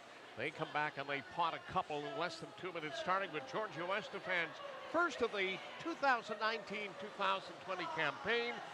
Ryan, let's see, that was Giorgio Estefan's first and 428 even strength, pardon me. Garrett Johnston and Mac Halliwell with his first ECHL assist. That's right. And then Zach O'Brien, you get credit at the 6:10 mark, and Joe Duzak scored his first ECHL point.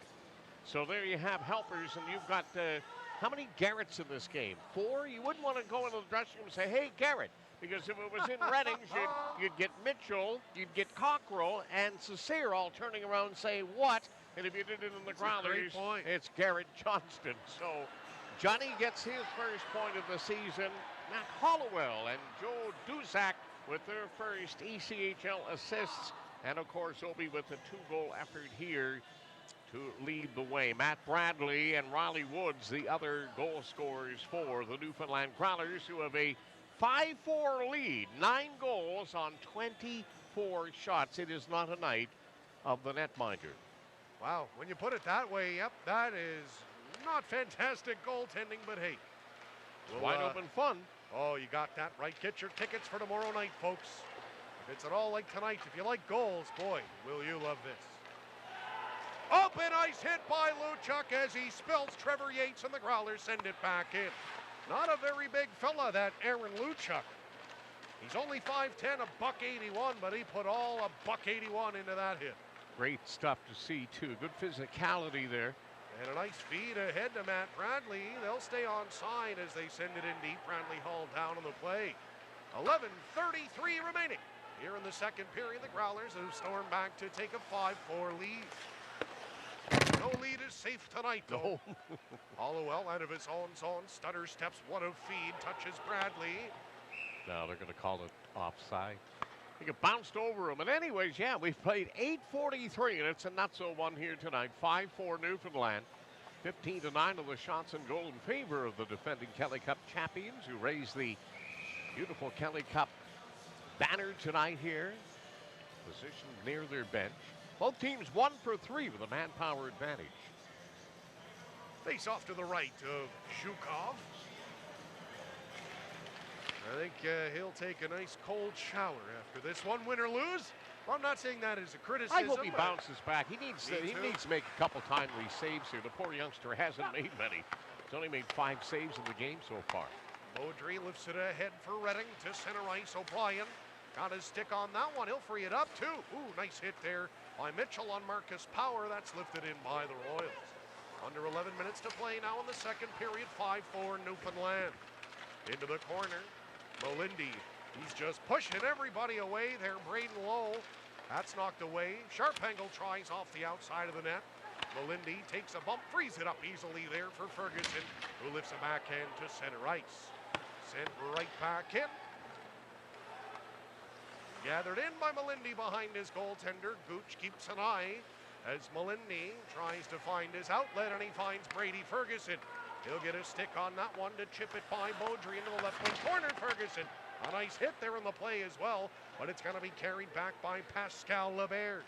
In over the line, finds Swavely. There's a nice stop by Zhukov. The fans appreciative of that, trying to help the youngster get his confidence back. Estefan, good poke check to work it free around his man, Duzak. A great behind-the-back pass, and away come the Growlers. At center is Estefan. Gets by Saucier and rolls a backhand in deep. Takes a hit from 2 Royals. They got to double team everybody out there, Brian. Pretty much the speed factor kills. Duzak finds Estefan. He'll knife that one in deep. Nice hit thrown there in the corner. It's behind Rob Michael. He'll lift it out to center ice. Garrett Johnston sweeps it across for Duzak. He'll head it back in. Few long shifts tonight for Duzak, but he looks great. There's his shot. That hit the netminder right in the dome and off his head and into the mesh with 9:22 to go in the second. Joseph Duzak, the New York City native, graduate of Mercyhurst University in the USA. A speedy little guy, not much size to him, but boy, can he skate. That's one thing about some of the newcomers on the Growler teams. They may not be very big, like Riley Woods and Colt Conrad, Joseph Duzak, and Mac Halliwell, but they're all beautiful skaters. Oh, baby. And they've got some grit to them, too. I mean, you don't come this far and reach the pros without being able to display a little bit of that to go with your offensive skills and your defensive skills. A little bit of physicality carries you, too, but that skating, what they're looking for in this day and age, baby. If you can motor, you're going to go places. Cleared out by Redding. A late non-icing call there as the puck just missed the goal, and that's going to allow Riley Woods to try and sneak in behind the Redding defense. He's going to try and steal it back from Mazza. Forces him a turnover. Luchuk, and he stopped in front. Luchuk had a man all over him, just forced to put it in on goal, and the netminder makes the save. Official attendance here tonight, Brian, 5,790. A nice opening night crowd. Get your tickets for tomorrow night. This place should be packed, folks. That's what we'd like to see. Aaron Luchuk, I think, is going to be a real key contributor on this hockey club. That's a really good line. I mean, you're looking at Luchuk with Matt Bradley and Justin Brazo, and boy, here we go again with 3 super lines. Back to Halliwell at the line as the Growlers get set. There's a rocket off the stick of Matt Bradley. That one got stopped by the goaltender on the 18th shot of the game for Newfoundland. 18-10 are the shots. Sneaking in was Luchuk there. He and Brazo, they're going to find some success together, I think.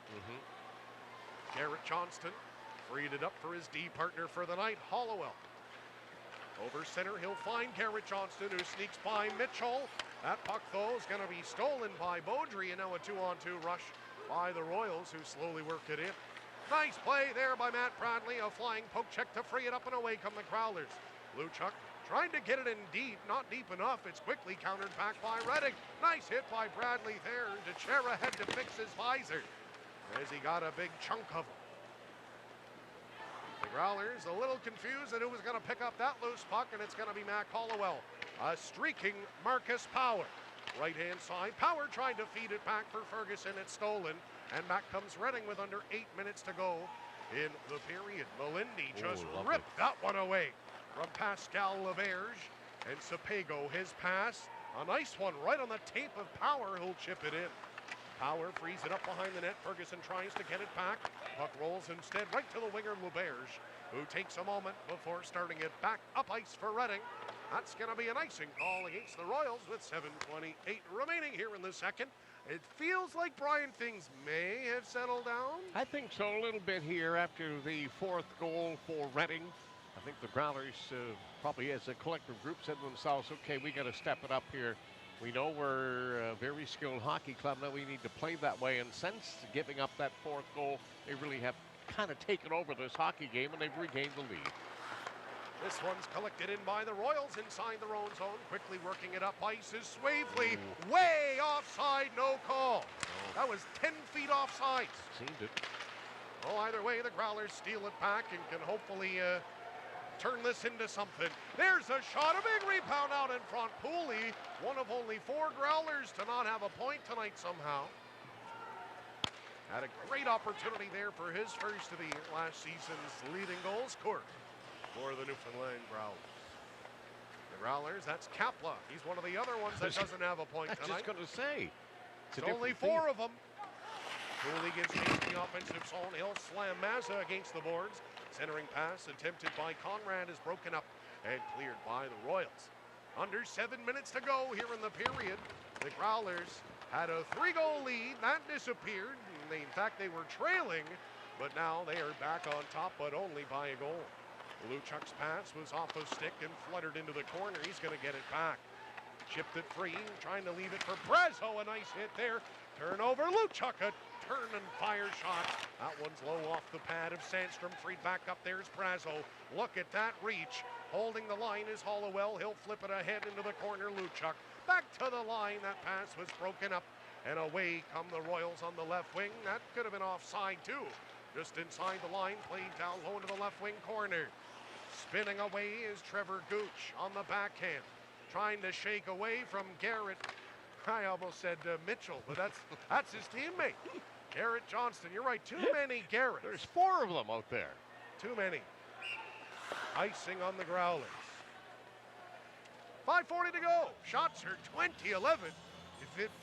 Again, I'm not trying to hang poor Zhukov out to dry, but this could very easily be a 5-0 or a 5-1 hockey. Yeah, no, I agree, and I mean he'll learn from it. I mean, yeah, got to face some adversity. Nobody said it's going to be easy, and he is turning pro and learning very, very quickly the differential between playing major, junior, and NCAA hockey.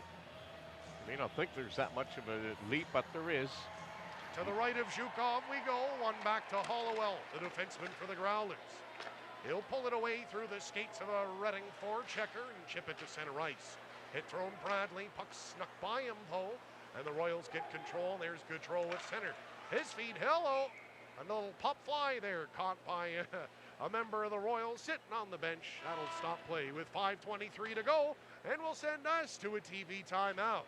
It's a 5-4 Growler lead with just over 5 minutes to go in the second. We'll be back in just a moment. You're listening to Newfoundland Growlers Hockey on Mixler.com/NL Growlers and on ECHL TV, Rogers and Eastland.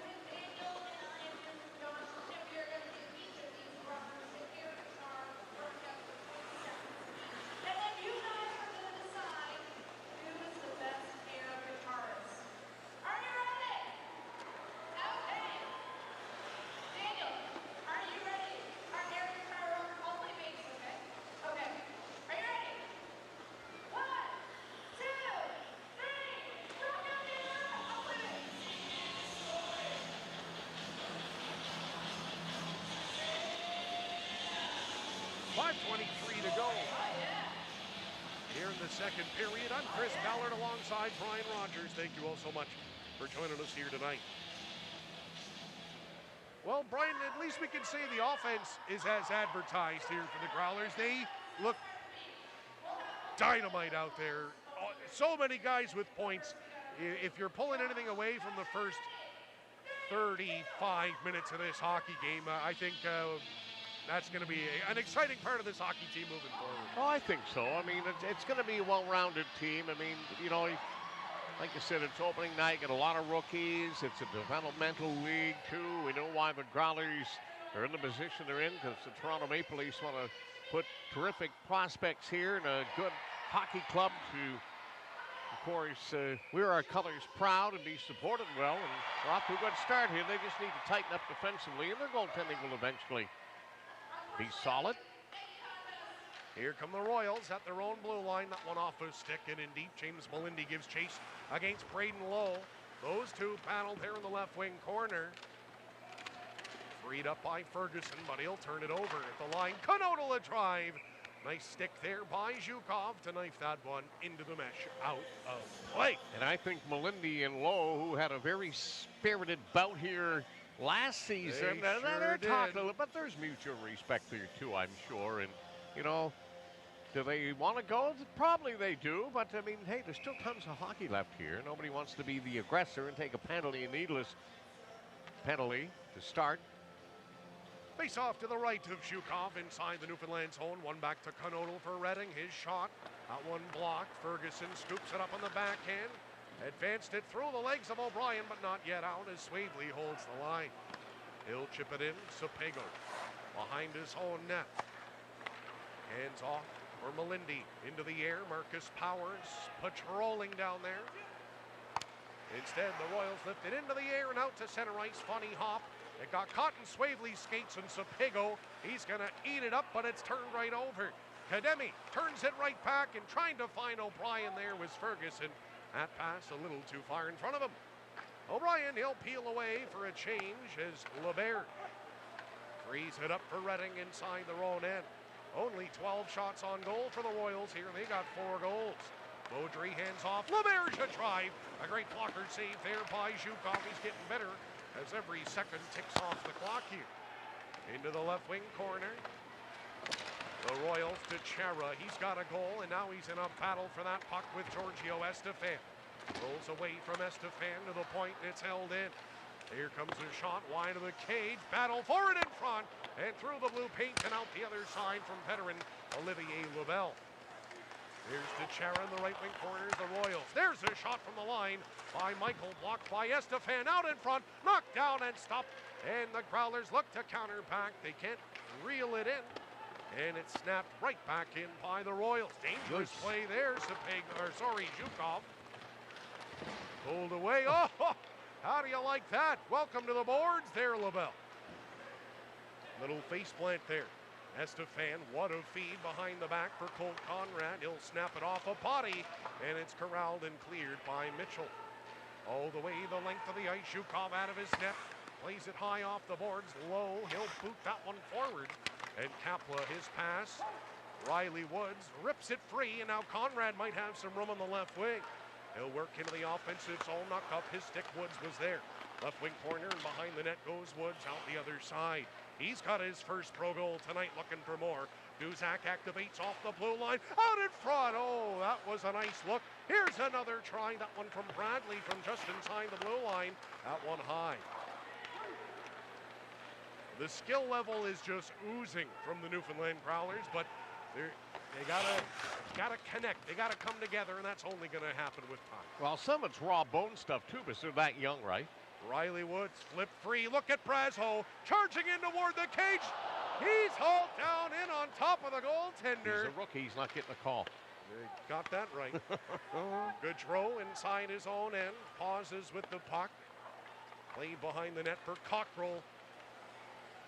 Maybe Brazo got away with one there. Who knows? Johnston across for Mac Halliwell and up on the right wing side for Brazo. Sends it in toward the goal, redirected just wide. Left wing corner, the Growlers fighting for it again. Marcus Power able to free it up, but it's taken and skated out by Kademi. Lifts it ahead. Johnston leaves it back for Halliwell. He'll wheel behind his own net, leaving it back for Johnston. Flipped and knocked down by Ferguson, and now over center is O'Brien. A minute and a half remaining here in the second period. 2013 are the shots on goal for Newfoundland. Into that corner, freed up. Oh, that was a nice effort by Marcus Power, but it's taken back by Redding. LeBert sends it in behind the net and out the other side. Yates frees it up. He'll get a pass back, had it stolen by Melindy. He'll send it in front of the net. Sapego Settles it under a bit of pressure from LaBelle. He'll hand off Malindi. His pass, a strong one ahead. O'Brien's going to try and track it down with a minute to play in the period. That one's knocked away. Away comes Redding. Drop pass for Yates. Back through the middle, a beauty feed. And a nice play by the defense to get a stick in. Rolls in toward the cage on Zhukov. And he's got it underneath him, fighting. As always, is Maxim Zhukov. 46.3 seconds to go in the second period. It's a 5-4 Newfoundland lead. Shots in this period are 10-5 in favor of the Newfoundland Growlers, who had a 3-0 lead 12 minutes into the opening period, and goals by Matt Bradley, Zach O'Brien, and Riley Woods with his first pro goal. Only to see the Royals pop 3 before the period ended and then take the lead early into period 2. But since then, Giorgio Estefan and Zach O'Brien with the second have given the Growlers the lead as time dissipates here in the final minute of period 2. Only 40 seconds left in She as the Growlers carry it out. Nice feed pair from Conrad. Knocked off the stick of Puliho, and the Growlers will have to backtrack. Joe Duszak, he has shown some signs of real brilliance out there tonight. Oh, and an aggressive hit there by Conrad. Just clotheslines to Chera. There might be a little extra physical edge to these guys, and in addition to the skill that they possess here. Well, that's what you're looking for sure. You want a complete game. Kapla rushes back to break that away from Teixeira. Into the right wing corner, centering try, 5 seconds to go. Canodal on Knuckler. That one rolls into the corner, and the Growlers, well, they're going to carry a 5-4 lead into the third period. Don't ask how it happened. The Growlers have a lead, and they'll get a chance to close it out after a short break. 5-4. Growlers lead it after 40 minutes coming up on Mixler. You'll hear from James Malindi and first Justin Barrazzo, and coming up on Rogers, who we got, Brian? We've got John Snowden is my guest in period number 2's intermission is Bill Hart and Steve Callahan are down the there. boys are here. I said, let's go back to the studio. Let's go down to their little makeshift studio here at Mile 1. I'm sure we'll see a lot of the boys through the season down here at Mile 1. Good stuff. So Bill Hart, Steve Callahan with your second intermission on Rogers and Eastlink. Here you go. And now. All right, thank you, Chris, and thank you, Brian. Bill Hart, Steve Callahan with you for the second intermission. Now, look, we're not going to say we're experts, but I think it's safe to say neither goaltender will have any third-star consideration later on this evening. I mean, if you're looking for goals, this is the game you want to see. Yeah, and it hasn't been a sharp goaltending game. The guy that's going to be resilient is probably the guy that's going to end up giving his team an opportunity to win. Yeah. I thought the goaltending positioning-wise, and it's sometimes based on score. Sometimes you don't want to make that mistake, as we mentioned before. You don't want to give up that goal, so you sit back in your net a little bit. You're more protective than anything. Yeah. But having said that, some of these shots were real good in the second period. Some of them found their holes. You know, I've always said don't miss the net, but you can miss in the net and make sure that you're getting the puck on there, and then things will happen. Ones will squeak through or they'll find their hole. But the shots were good. Goaltending was sat back a little bit, and I think they'd like to have that back. I think that was a nature of the game, nature of the way things progressed as far as the score was concerned. You didn't want to give up that next one, so you're a little protective. But in the meantime, shots were good too. Yeah, you made a good point there. I mean, even though the goalies have let in a lot of goals, they have been quality scoring chances. Now, we went into this period all even at 3, and that didn't take long for this all to change. Let's start with some highlights here and see what the goals that you may have missed. And we'll start with this one here. This is when the Reading squad went up by 1 goal. Yeah, and again, the energy came right out of the building. It was Reading got off to a good start, 2-on-1. Goaltender's back, which he normally would be, but it was just a hell of a shot that got through. You know, it's a 2-on-1. He's coming with speed. He's coming with speed right to the neutral zone. A little chip up the ice. I love the shot because he's looking for pass. Then he opens up. He's got his blade opened up. He's electrifying it on the net there, and he snaps it home. And again, if the guy doesn't drive the net, he doesn't open up the ice. He looks past, gets that goalie to lean just enough. And again, he was out there positioned very, very well. He was being aggressive on that play, but the shot was just a dandy shot. If the guy doesn't drive, he doesn't open up the space. Perfect 2-on-1. Text back to look at. Textbook 2-on-1. Well, I'll tell you, that goal really sucked the life out of the Mile One Center crowd after being up 3-0, now finding themselves down by a goal. But that didn't last long. Watch how the Growlers tied it up here. Yeah, and again, it's good response, good character by the Growlers to come back. Good up-ice pass. Again, we see this little dip pass. The lanes open up. This one top shelf, right underneath the bar. But it's just a great shot, getting it in right on the net. Not missing, not going too high, not going wide over. Great little play.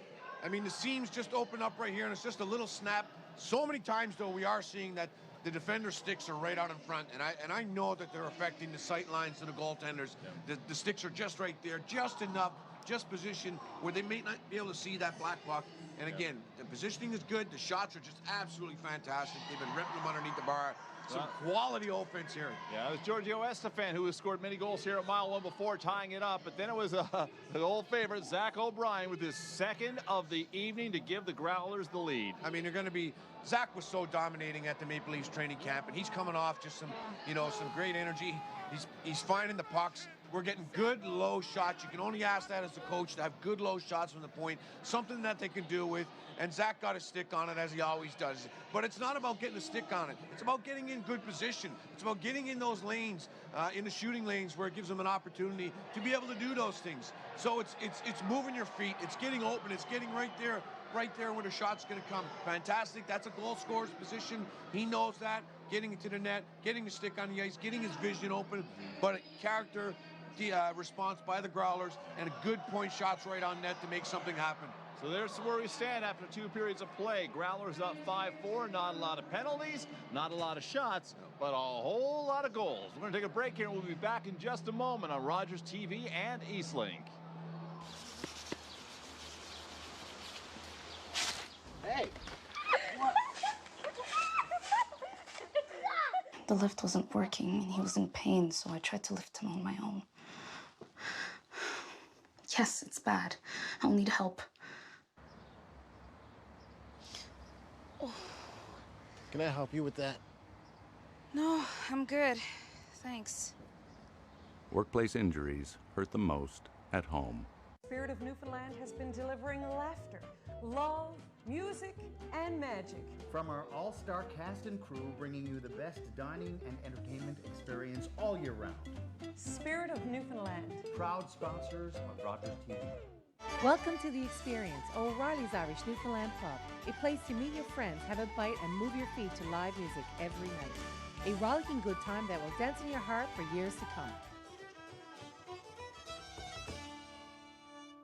If you want convenience, Marie's Mini Mart is here for you. A one-stop shop for a variety of products, home-style breads, sandwiches, plus check out our freshly baked artisan breads and single-serve desserts exclusively at our in-store bakery on Frecker Drive. With 25 locations, wherever you go, there we are.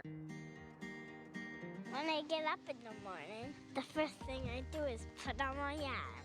Jaylen's been able to have the prosthetics and have the support that she needs because of the people who donate to the war amps.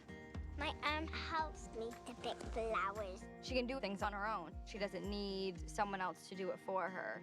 I love all the pretty colors of flowers, but yellow's my favorite color.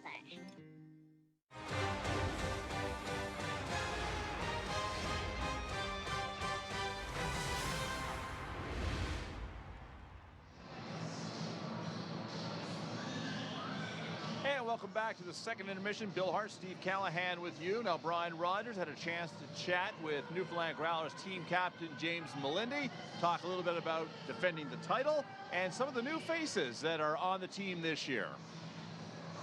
Thanks very much, fellas. Their second intermission with the pride of the Goulds, Newfoundland Labrador, James Melindy, captain of your Kelly Cup champion Newfoundland Growlers. My gosh, Mel, it's got a nice ring to it. I know that the last 3 months have all been a blur, but you guys are going to be really excited to be back in the fold, ready to go here tonight.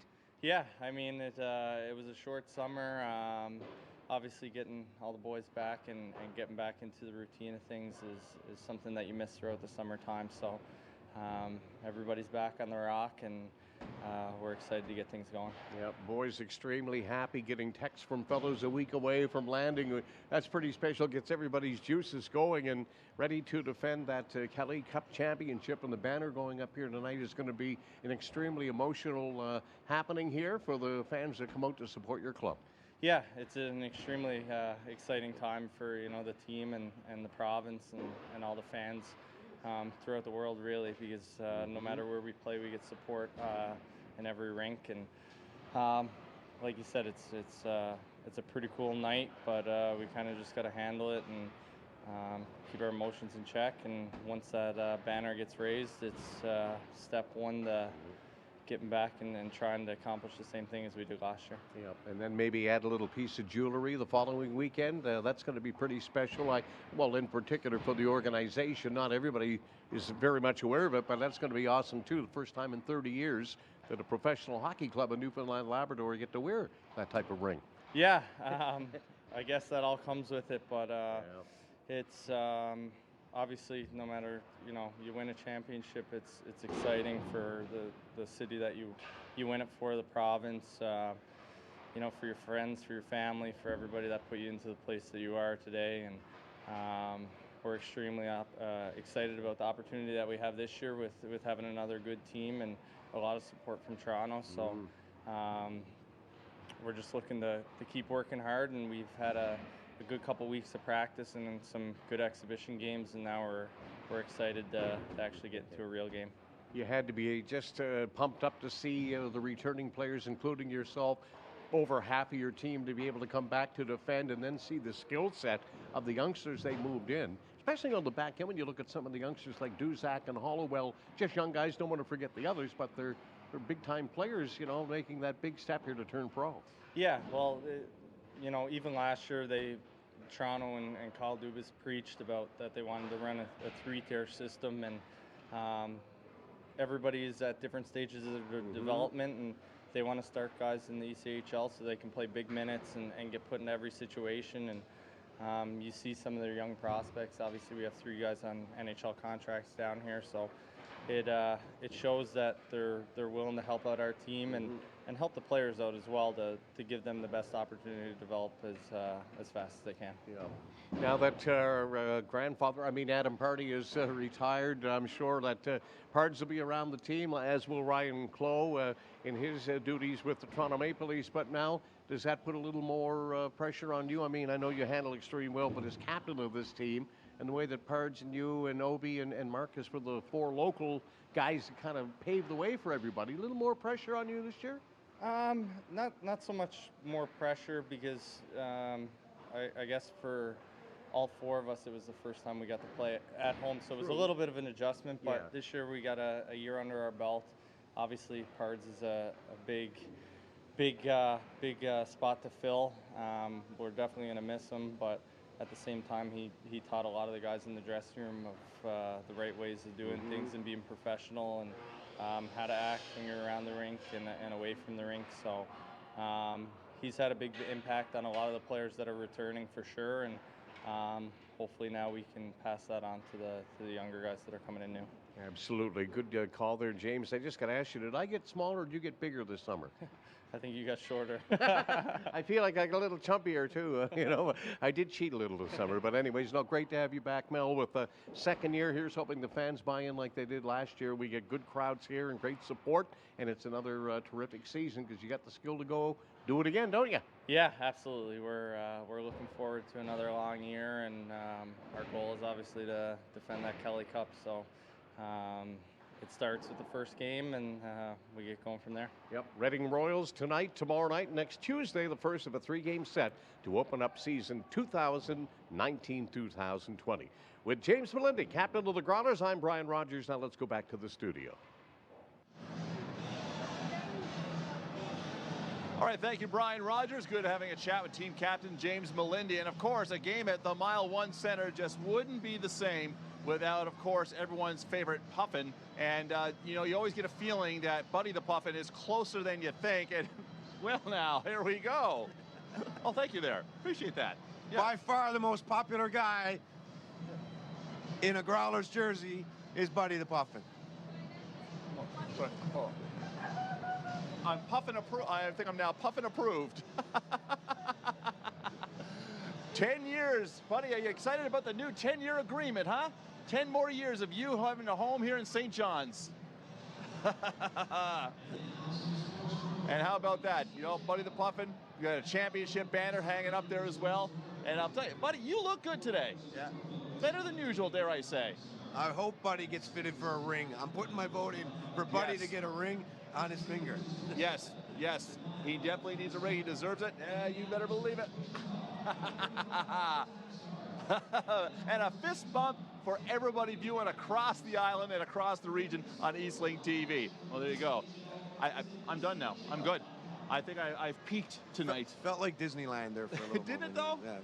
But no, as we mentioned, a 10-year agreement, of course, by now you've heard, to keep the Growlers here in Newfoundland, and that means 10 years of Buddy the Puffin, you know, finding a home here in Mile 1, and, you know, any season where Buddy's not around just isn't the same because, you know, you see him walking in the crowds, kids love him, grown-ups love him, everywhere he goes. I mean, I was at Maple Leafs training camp, and I was walking the hallways, the concourse, and, you know, the old guys were, hey, where's Doug Gilmore, and where's Wendell Clark, and the kids were, well, where's Buddy the Puffin too? So I mean, it just tells you about the, you know, the impact he's had on the community. Yeah. And it's been a long time since 1993. Buddy's been around, and he's donned a couple different jerseys. Yeah. But you know, he brings the fans to the community and to the team, and we will be around for 10 years. That's a huge announcement, and I know you spoke to Dean about that, but you know, it really, the fans have been always wanting to latch on to something that's their own, and they knew teams were coming here for 3 years. They never got excited.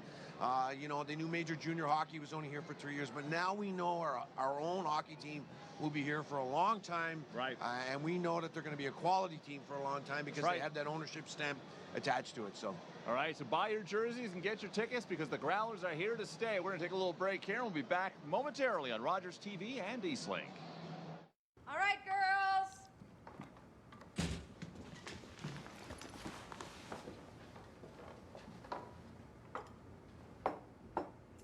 Mom, you said it's played again.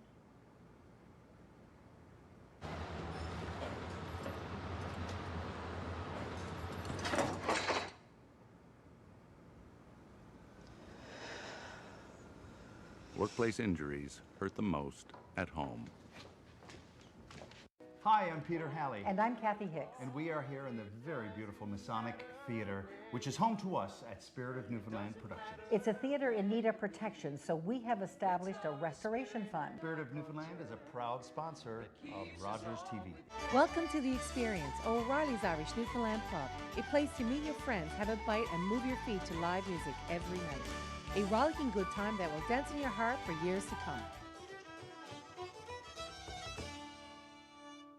If you want convenience, Marie's Mini Mart is here for you. A one-stop shop for a variety of products, home-style breads, sandwiches, plus check out our freshly baked artisan breads and single-serve desserts exclusively at our in-store bakery on Frecker Drive. With 25 locations, wherever you go, there we are.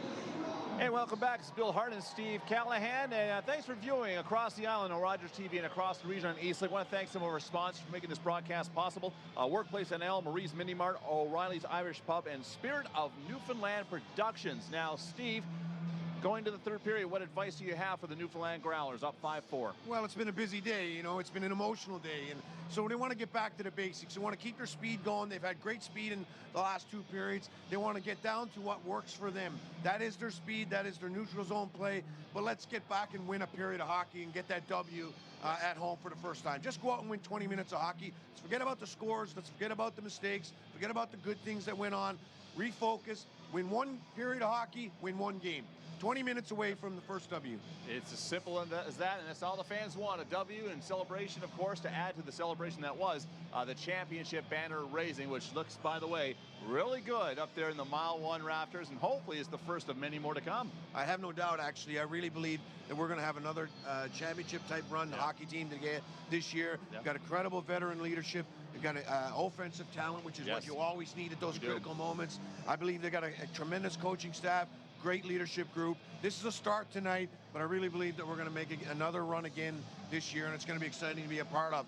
Start with tonight. Let's get that period win. Let's get that under our belt. Let's get that first W at home. Let's start this rolling again. This is exciting times. That it is. All right, we're going to throw it back now to Chris Ballard and Brian Rogers with the call. Third period action here on Rogers TV and Eastlink. The good news is the Growlers have a goal in the first 5 minutes of both the first and the second periods. If you can do that here in the third, that may be enough to propel you in the right direction. Yeah, no doubt. And these two teams will get to dislike each other even more after this period of hockey. They play again tomorrow night and then next Tuesday as well. We're back underway for the third period here. Melindy, a nice check on Conodal there as the Growlers have the puck in their own end. It's Melindy getting it from Sapego and playing it ahead just to center. O'Brien scoops it up and flips a backhander across. Maybe got lucky there as Marcus Power gets control, trying to dance around his man Beaudry. That was broken up and sent to center ice. Bit of backspin on that one allows the Royals to walk in offside. Yeah, late call there by the linesman Jimmy Vale. But got it right. So 27 seconds in, it remains 5-4 Newfoundland. And ironically, Chris, you mentioned that 4 members of the Growlers don't have points. Now, shouldn't come as a shocker that 3 of them are defensemen, and the only forward who hasn't got a point is Scott Pooley, last year's leading goal scorer, but he's got the most shots of any Growler tonight on goal. He's got 4. But he has not been on the board, so he's getting his chances, getting his looks. And the games aren't won on the score sheet, they're won on the ice, and you can be a darn good player, and Pools has had himself a good night. Oh, he has. And here come the Growlers again, looking for more as they work it back to Dusak. One-timer redirected by Pooley. And jeepers, what a redirection that was, but he couldn't find the net. Back come the Royals. Right-hand side, played into the corner for Swavely. Kapla, he'll stay on top of him. Conrad joins the rush as well. Poked away from the front of the goal by Zhukov, and right back into that scrum. Finally, Kapla gets control and sends it ahead for Pooley. Pooley, Estefan, and now Conrad. He'll boot that one into the right wing corner. Nice check there, too, to knock his man off the puck as the Growlers trying to free it back up. Halliwell trying to backhand and chip it in front. That's going to get collected and cleared, but Scott Pooley quickly gets control back again for Newfoundland. Halliwell inside his own end, settles the puck. Yates keeps an eye as Halliwell emerges, and with a beautiful pass ahead, it's sent in deep by Luchuk. Behind the net goes the goaltender Sandstrom. Played high off the glass, held on to by Halliwell, but he can't keep it. Yates, he's forced to send it in. Halliwell just toying with him down there. LaBelle, he just wheeled around him, couldn't get rid of the puck though. Hopped over his stick, and Yates gets it on the left-hand side, played behind the net. Nice play by Garrett Johnston to tie up his man, and Mac Halliwell knocked a centering pass out of harm's way. But the Royals put it back out in front. Nice play there by Brazo. He'll get it back as the Growlers send it in. 17:45 to go in the third period. Not a shot so far to speak of on either side here in the third period. Mitchell's going to try and change that. Captain to captain is Melindy. There's a shot. Nice job through traffic by Zhukov to keep that one in. 17:39 to go. The faceoff will stay inside the Newfoundland zone. But they may not have seen that through all the maze of bodies in front, but at least he was out the top of his crease and he was able to position himself properly to be able to see a straight line of fire on that blast from the point. 2:26 gone, 5-4 Newfoundland. Both teams 1 for 3 on the power play shots. 2014 for the defending Kelly Cup champions. Melindy had that one in his skates. Ferguson was there to pull it away and lift it into the air. Knocked down, and O'Brien trying to dance his way around Conodal. That's cleared to center ice. Melindy back for Sapego, and through the middle, what a pass to Ferguson. And Powers snuck in the left wing offside. Well, their eyeballs are sharp. Those two veteran linesmen, Joey Maynard and Jim Dale, back for yet another season of professional hockey here in Newfoundland and Labrador. Face off in front of the Reading bench. And it's pulled away by the Royals. Canodal. He'll work it across, and it's flipped ahead. Swavely dumps it in. Funny hop off the backboard, Zhukov. Quick to throw the old leather lobster down on that one. Did I say it right? Sure did. I made the joke during preseason, Brian, when I was on the road. I'm like, I'm pretty sure I owe you royalties, a quarter or something every time I use it, because that is a Brian Rogers trademark. How about a Coors Light or a Miller Light every time you use it? I'll give you a quarter. I'll make note of it. I'll just, and at the end of the year, you tally? can get me a couple 2-4s. I'll do that anyway, just for being who you are. That's it. I'm only kidding. Canodal moves it ahead as the Royals struggle to hit center ice. Stolen back by Kapla, but he'll turn it over. He'll hit his man as the Growlers look to retrieve the puck in the road zone. Estefan put it right into the midsection of Kapla, trying to clear it out. Kapla will take advantage of the extra room and flip it for Duzak. Duzak out towards center ice, finds Pooley. He'll launch it in on goal from outside the blue line. That shot on goal number 5, at least for Scott Pooley, as the Royals work their way back in. Right-hand side of drive. Stopped by Zhukov. Dangerous looking rebound, and they turn it right back over. Curling around with that puck is LeBears. Back to the line. And Zhukov, I keep telling you, he keeps getting better and better. Holding on. No rebound. 16-10 remaining in the third. Dusak's in trouble. He slowly goes. He got clocked. He got really, really hit hard. And he went to the bench in discomfort, to say the least. Neil Davidson takes a little poke at him. As the Growlers win the draw in their own zone, Bradley, his pass, sneaks behind Riley Woods, and he's going to sneak behind the defense to free it up. Couldn't maintain possession as it's chipped away in the Royals. LaBelle, that's offside. I like Woods. He looks like he's going to be a real good, solid two-way player for this hockey club. I agree. So, folks, if you like what you're hearing tonight, you'll love coming down here tomorrow night. Get your tickets for the rematch. Saturday night right here tomorrow at Mile One Center. Get your tickets now at mile1center.com, or head down to the Mile One Center box office tomorrow morning. Or, you know what, why don't you just give them a call at 576-7657. Woods trying to sneak in behind the defense there. May have forced a turnover that could lead to an odd man rush. Woods will track it down in the right-hand corner. Played it back for Matt Bradley. He's tied up with it there. Bradley along the right wing boards into the corner of the offensive zone. It will be taken away by Reading and held in at the line by the Growlers. A redirection in front. That one stopped by Sandstrom. Taken away by Yates. They'll lumber through the offensive zone. Gets a stick in from Halliwell. Sharp angle tries. Fought off by Zhukov. In the corner, Halliwell freed it up there. Nice play ahead, and Woods gets sent out over the line, forcing all the Royals out to center ice. Cecere carries back in for Reading. Leaves it for Mitchell. He'll take a bump from Bradley, trying to center it. That's blocked by Garrett Johnson, and flipped ahead for Marcus Power. He's got O'Brien away on the left wing. O'Brien spinning with the puck. He still has it. Leaves it for Marcus. He's hauled down in front as he tried to cut his way through the blue paint and out the other side. The Growlers can't hold the line. Melindy's got to hurry back. He ties up the stick of Michael. What a play there by the captain, the veteran James Melindy. And he'll get that puck inside his own zone and play it behind the net away from Mitchell. Good support by Sepego there too, Chris, because Melindy looked like he was in a bit of trouble. In comes O'Brien. He stayed on side. He's hammered to the ice as Reading plays to center. Mitchell scoops it up. Tries to cut in wide. His attempt is blocked by Sepego and booted free where O'Brien settles it. At his own blue line, he'll hit center. He's hauled down as well and manages to keep the... That's what they blow dead? Yeah. Okay. Yeah.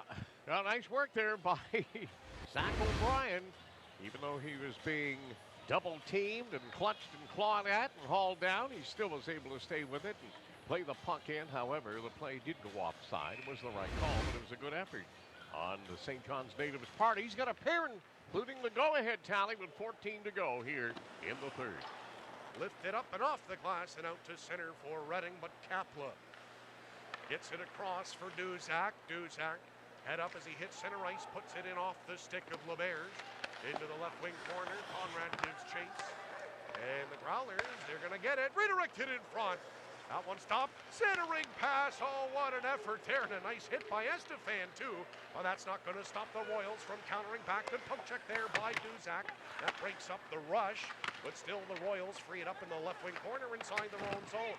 Duzak, he's got the puck underneath his feet. Freed up for Estefan, but stolen right back by LeBears. Opposite side corner, flipped to the point and held in by Reading. Behind the net goes LeBears. Duzak keeps an eye as it comes back to Konodal through a crowd, blocked in front. LeBears works it back. Konodal another try. Ooh, a dicey stop, but a stop nonetheless. By Zhukov, he will hang on. Well, Chris, we played 6:54 here in the third, and much to my surprise, the Newfoundland Growlers have not done what I thought they were going to do, come out and go hard. They've had limited offense here in this period. In fact, I don't think Sandsburn has had to do as much as sneeze here. Only 3 shots on goal. I mean, and it's not being negative, but I thought they were going to go a lot harder and start to really try to put the pressure on it and open up the floodgates here a little bit, but they have not done that so far. Still plenty of time to do it. They seem to be in pretty good shape here, but not as aggressive as I thought they might be here in the third period. It looks like we have a scoring change. Brady Ferguson was credited with the go-ahead goal for Newfoundland. Duzak and O'Brien now have the assist. Okay, well, there you go. I'm glad you were able to clean that up for me. So instead of 2 goals for O'Brien, he's now got a goal and an assist. So does Brady Ferguson now. So did they, if they changed the Obi goal, they're going to change Garrett Mitchell's goal, take it away from Garrett Cockrell? That has not happened. No, it hasn't. So that's Fergie at 6'10", his first from Duzak and O'Brien. Okay.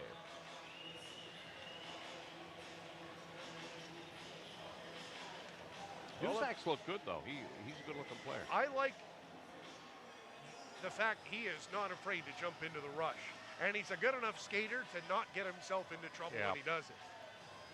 Hopefully he's okay after he took that jarring hit. On the ice presently for Newfoundland for this defensive zone face-off.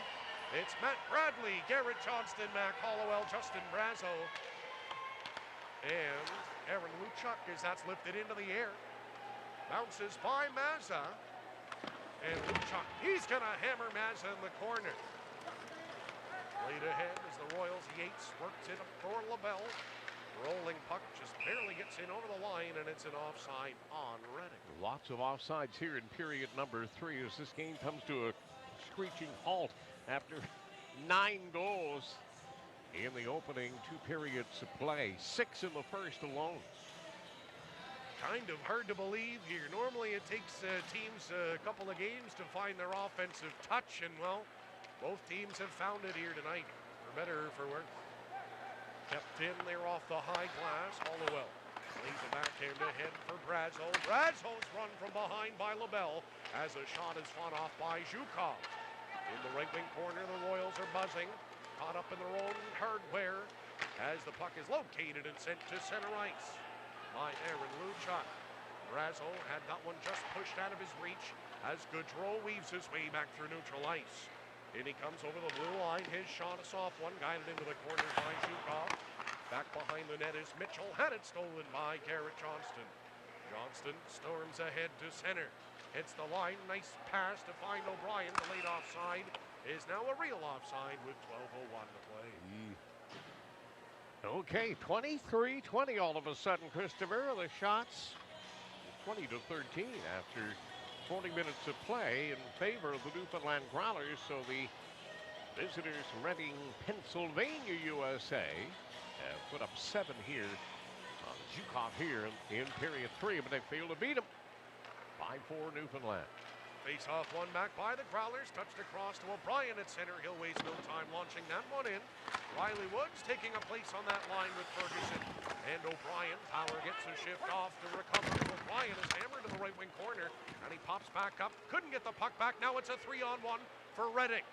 In on the right wing side, top of the circle, in on goal, they score. Braden Lowe gets the goal, and it's a 5-5 hockey game with 11:37 to play.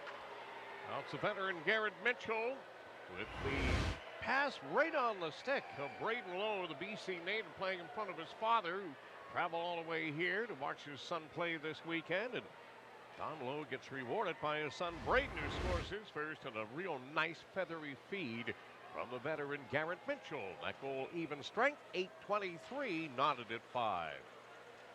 Here we go, folks. Strap in. Sent in deep by the Royals, giving chase back there is Duzak. Oh, a huge turnover. They score. Redding's got the lead. Wow. That might be the quickest 2 goals for the opposition we've ever seen here. That was fast. I'll say I'm just trying to do my notes, for goodness sakes, and I wasn't watching, and I looked down, and I hear you say they score again. It squeaked out from behind the goal right out in front, and I think it was LeBerge who tucked it in. Wow. This game just keeps on giving, folks. One back by the Growlers at center. And that's a delay of game. No, we're fine. It's off a stick. Back to center ice we go with 11:15 to play. The Growlers now trailing, having allowed 2 quick ones. Braden Lowe at 8:24. And then at 8:37, we are waiting to, I think it was indeed LeBerge, but we will wait and see. Well, that's 2, and I had 8:23 for Lowe from Mitchell. I didn't get the other helper, but of course can't hear the PA feed anyway. So 8:23 or 24, so Chris, 13 or 14 seconds between goals. That's it. That's a wake-up right there. Sure is. 6-5. Reading has their second lead of the game as Bradley stays onside. Hit way after the whistle by Beaudry as Brazo plays it back down low to Luchuk. He'll whip it across behind the net and out the other side for Halliwell. Into the high slot, Bradley. Across Garrett. Johnston lets it fly. Stopped by Sandstrom. To the line. Nice hit by Bradley as the Growlers free it up. Look at the wheels on Halliwell. Jumping into the play. Tried to dish for Brazo. Bradley gets it back, and it's over the cage. Luchuk. Look at the hustle there behind the net, but he did have it ripped away by Beaudry. At center ice, LeBerge tried to dance around. Oh, now they got a man down behind the play, the Royals do. That is Jeremy Beaudry. Bit of 5'10" defenseman. He's on all fours just now getting to his feet.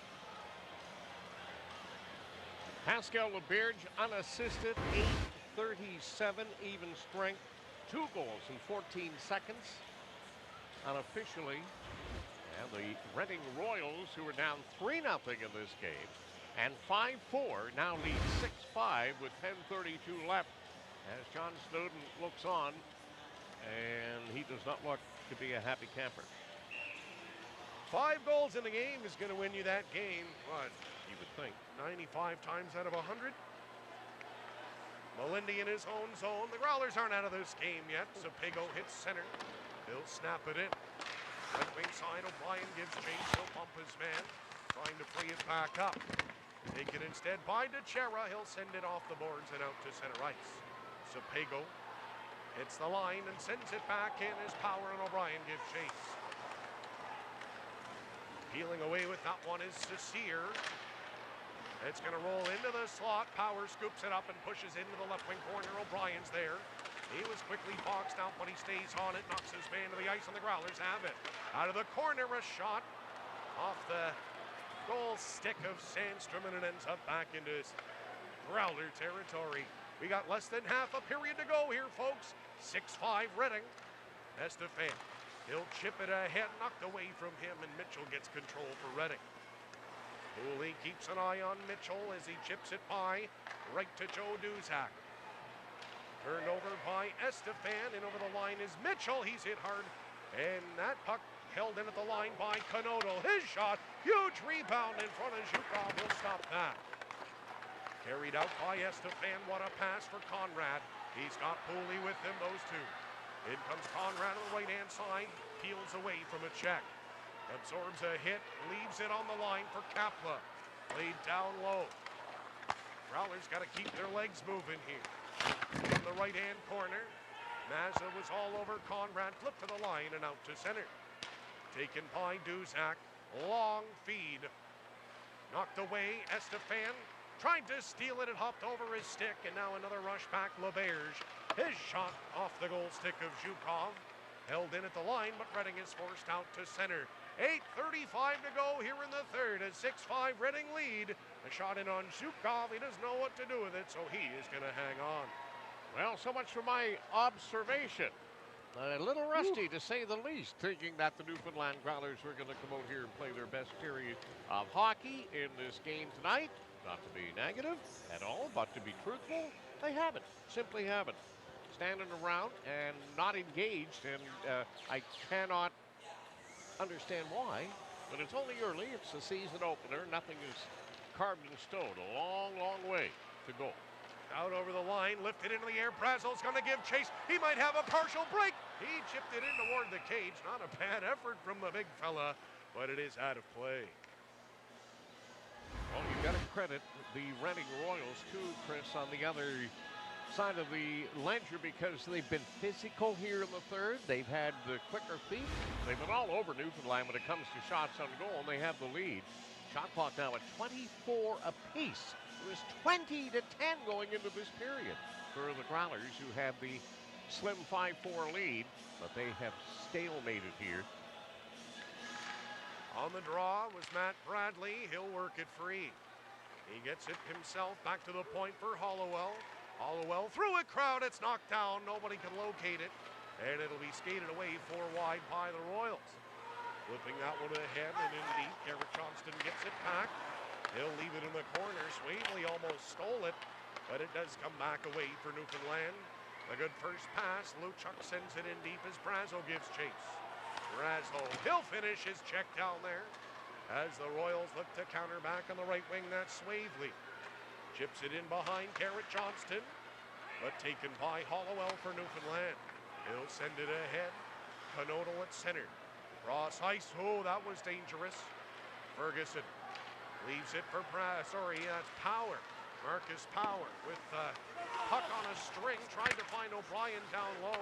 Instead, it's taken by Beaudry.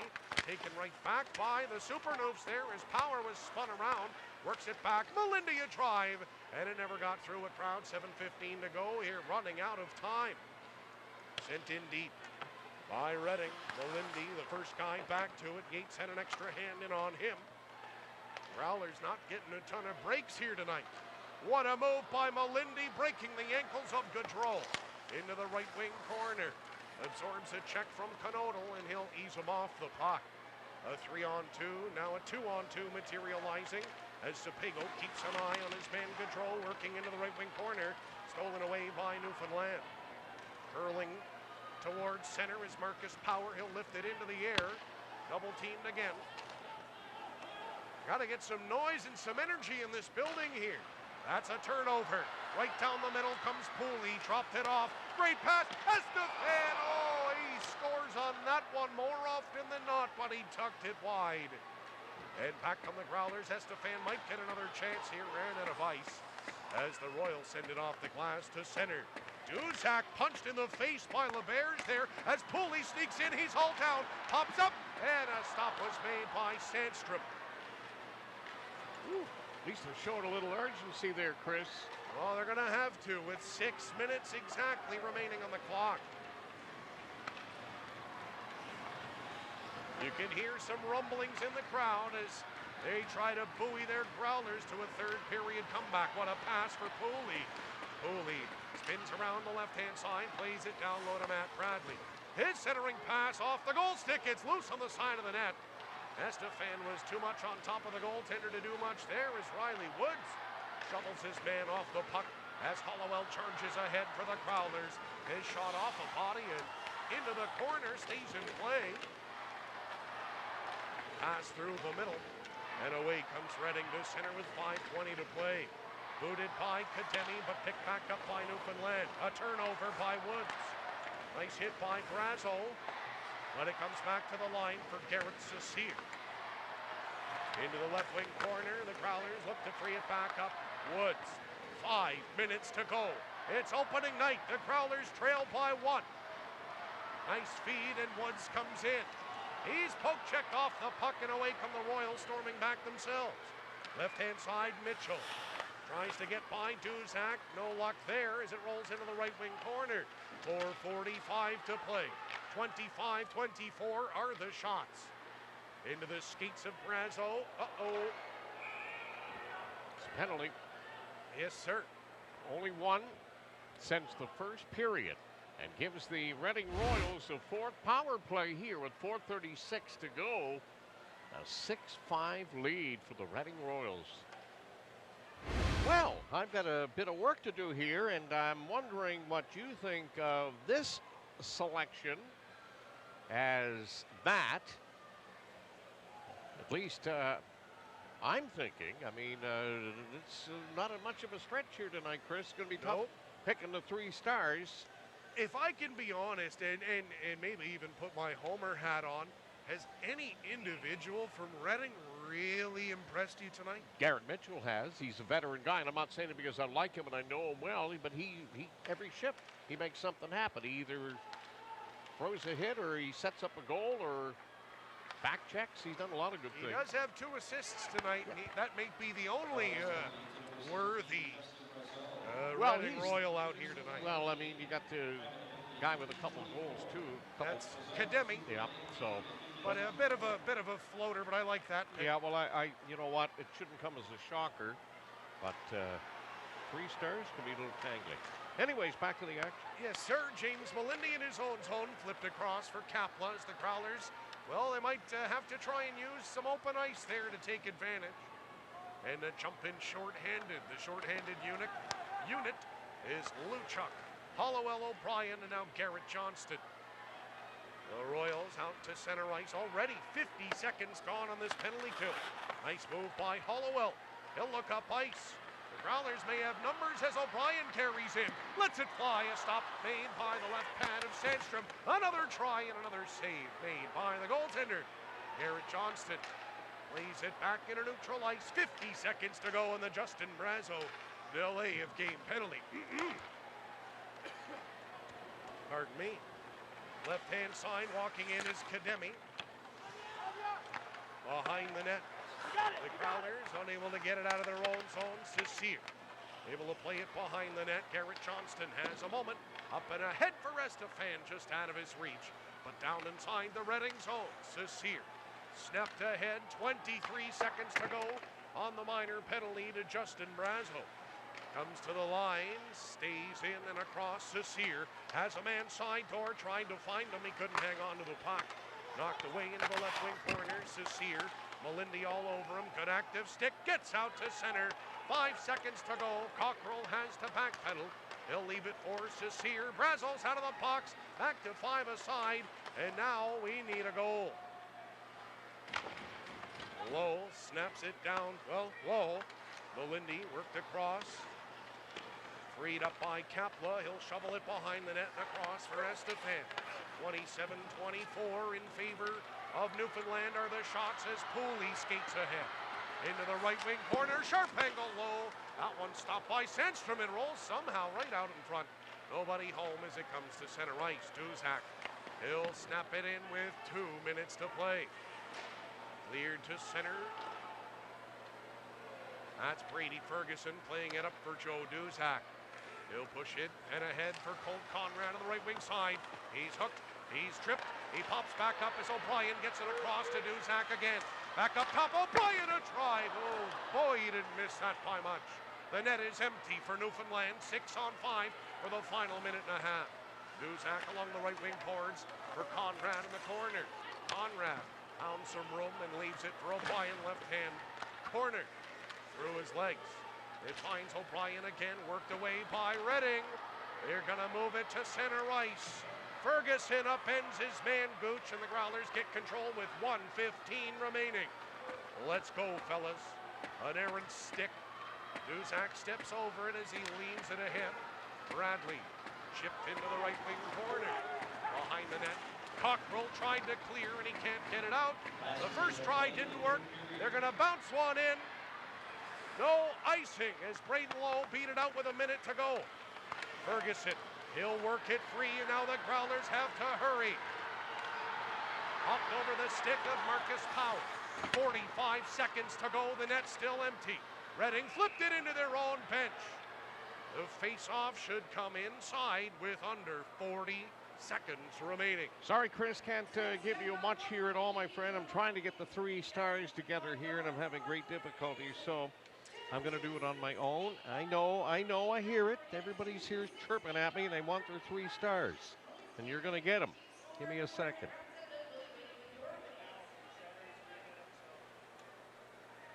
Face off to the right of the goaltender Sandstrom, and it looks like actually the Growlers are going to take a timeout.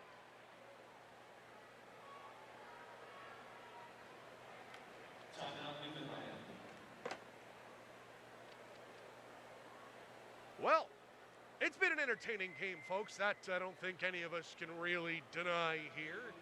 It has not gone the Growlers' way in sections, and they trail 6-5 here tonight.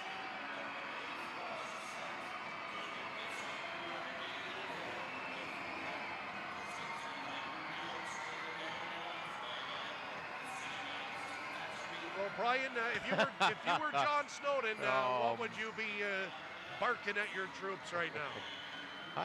I don't know what I'd say, Chris, except boys, what are we at here, you know? I mean, it's just not what we expected to see here in period 3. A little adversity doesn't hurt either, but I mean, obviously you need to win the draw and get it right at the net.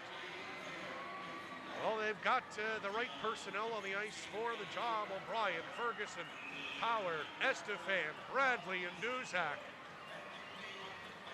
I got a good feeling we could see some fireworks here, Brian. This place is ready to explode. Ferguson on the draw. It is skates, one back by Newfoundland, 35 seconds to go. Power, a drive stopped, but the Growlers retain the rebound. Back to the line for Duzak. He'll float one in. Oh, it was high over the cage.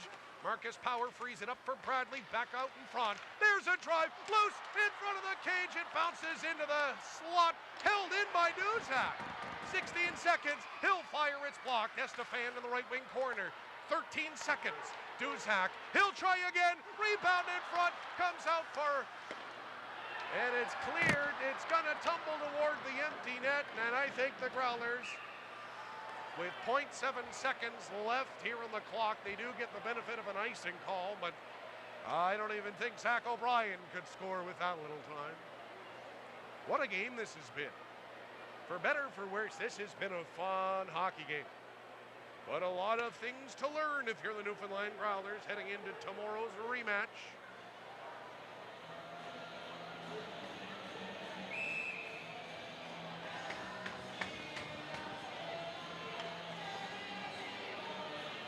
Well, I think this face-off's pretty much a formality here, and there's the final buzzer.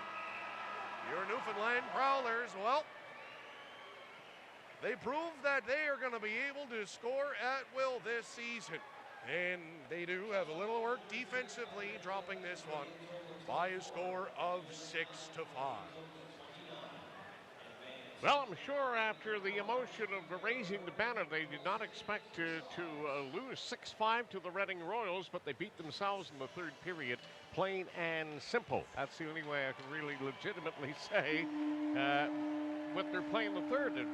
Disappointing, yes, but hey, a long season. It's only game 1.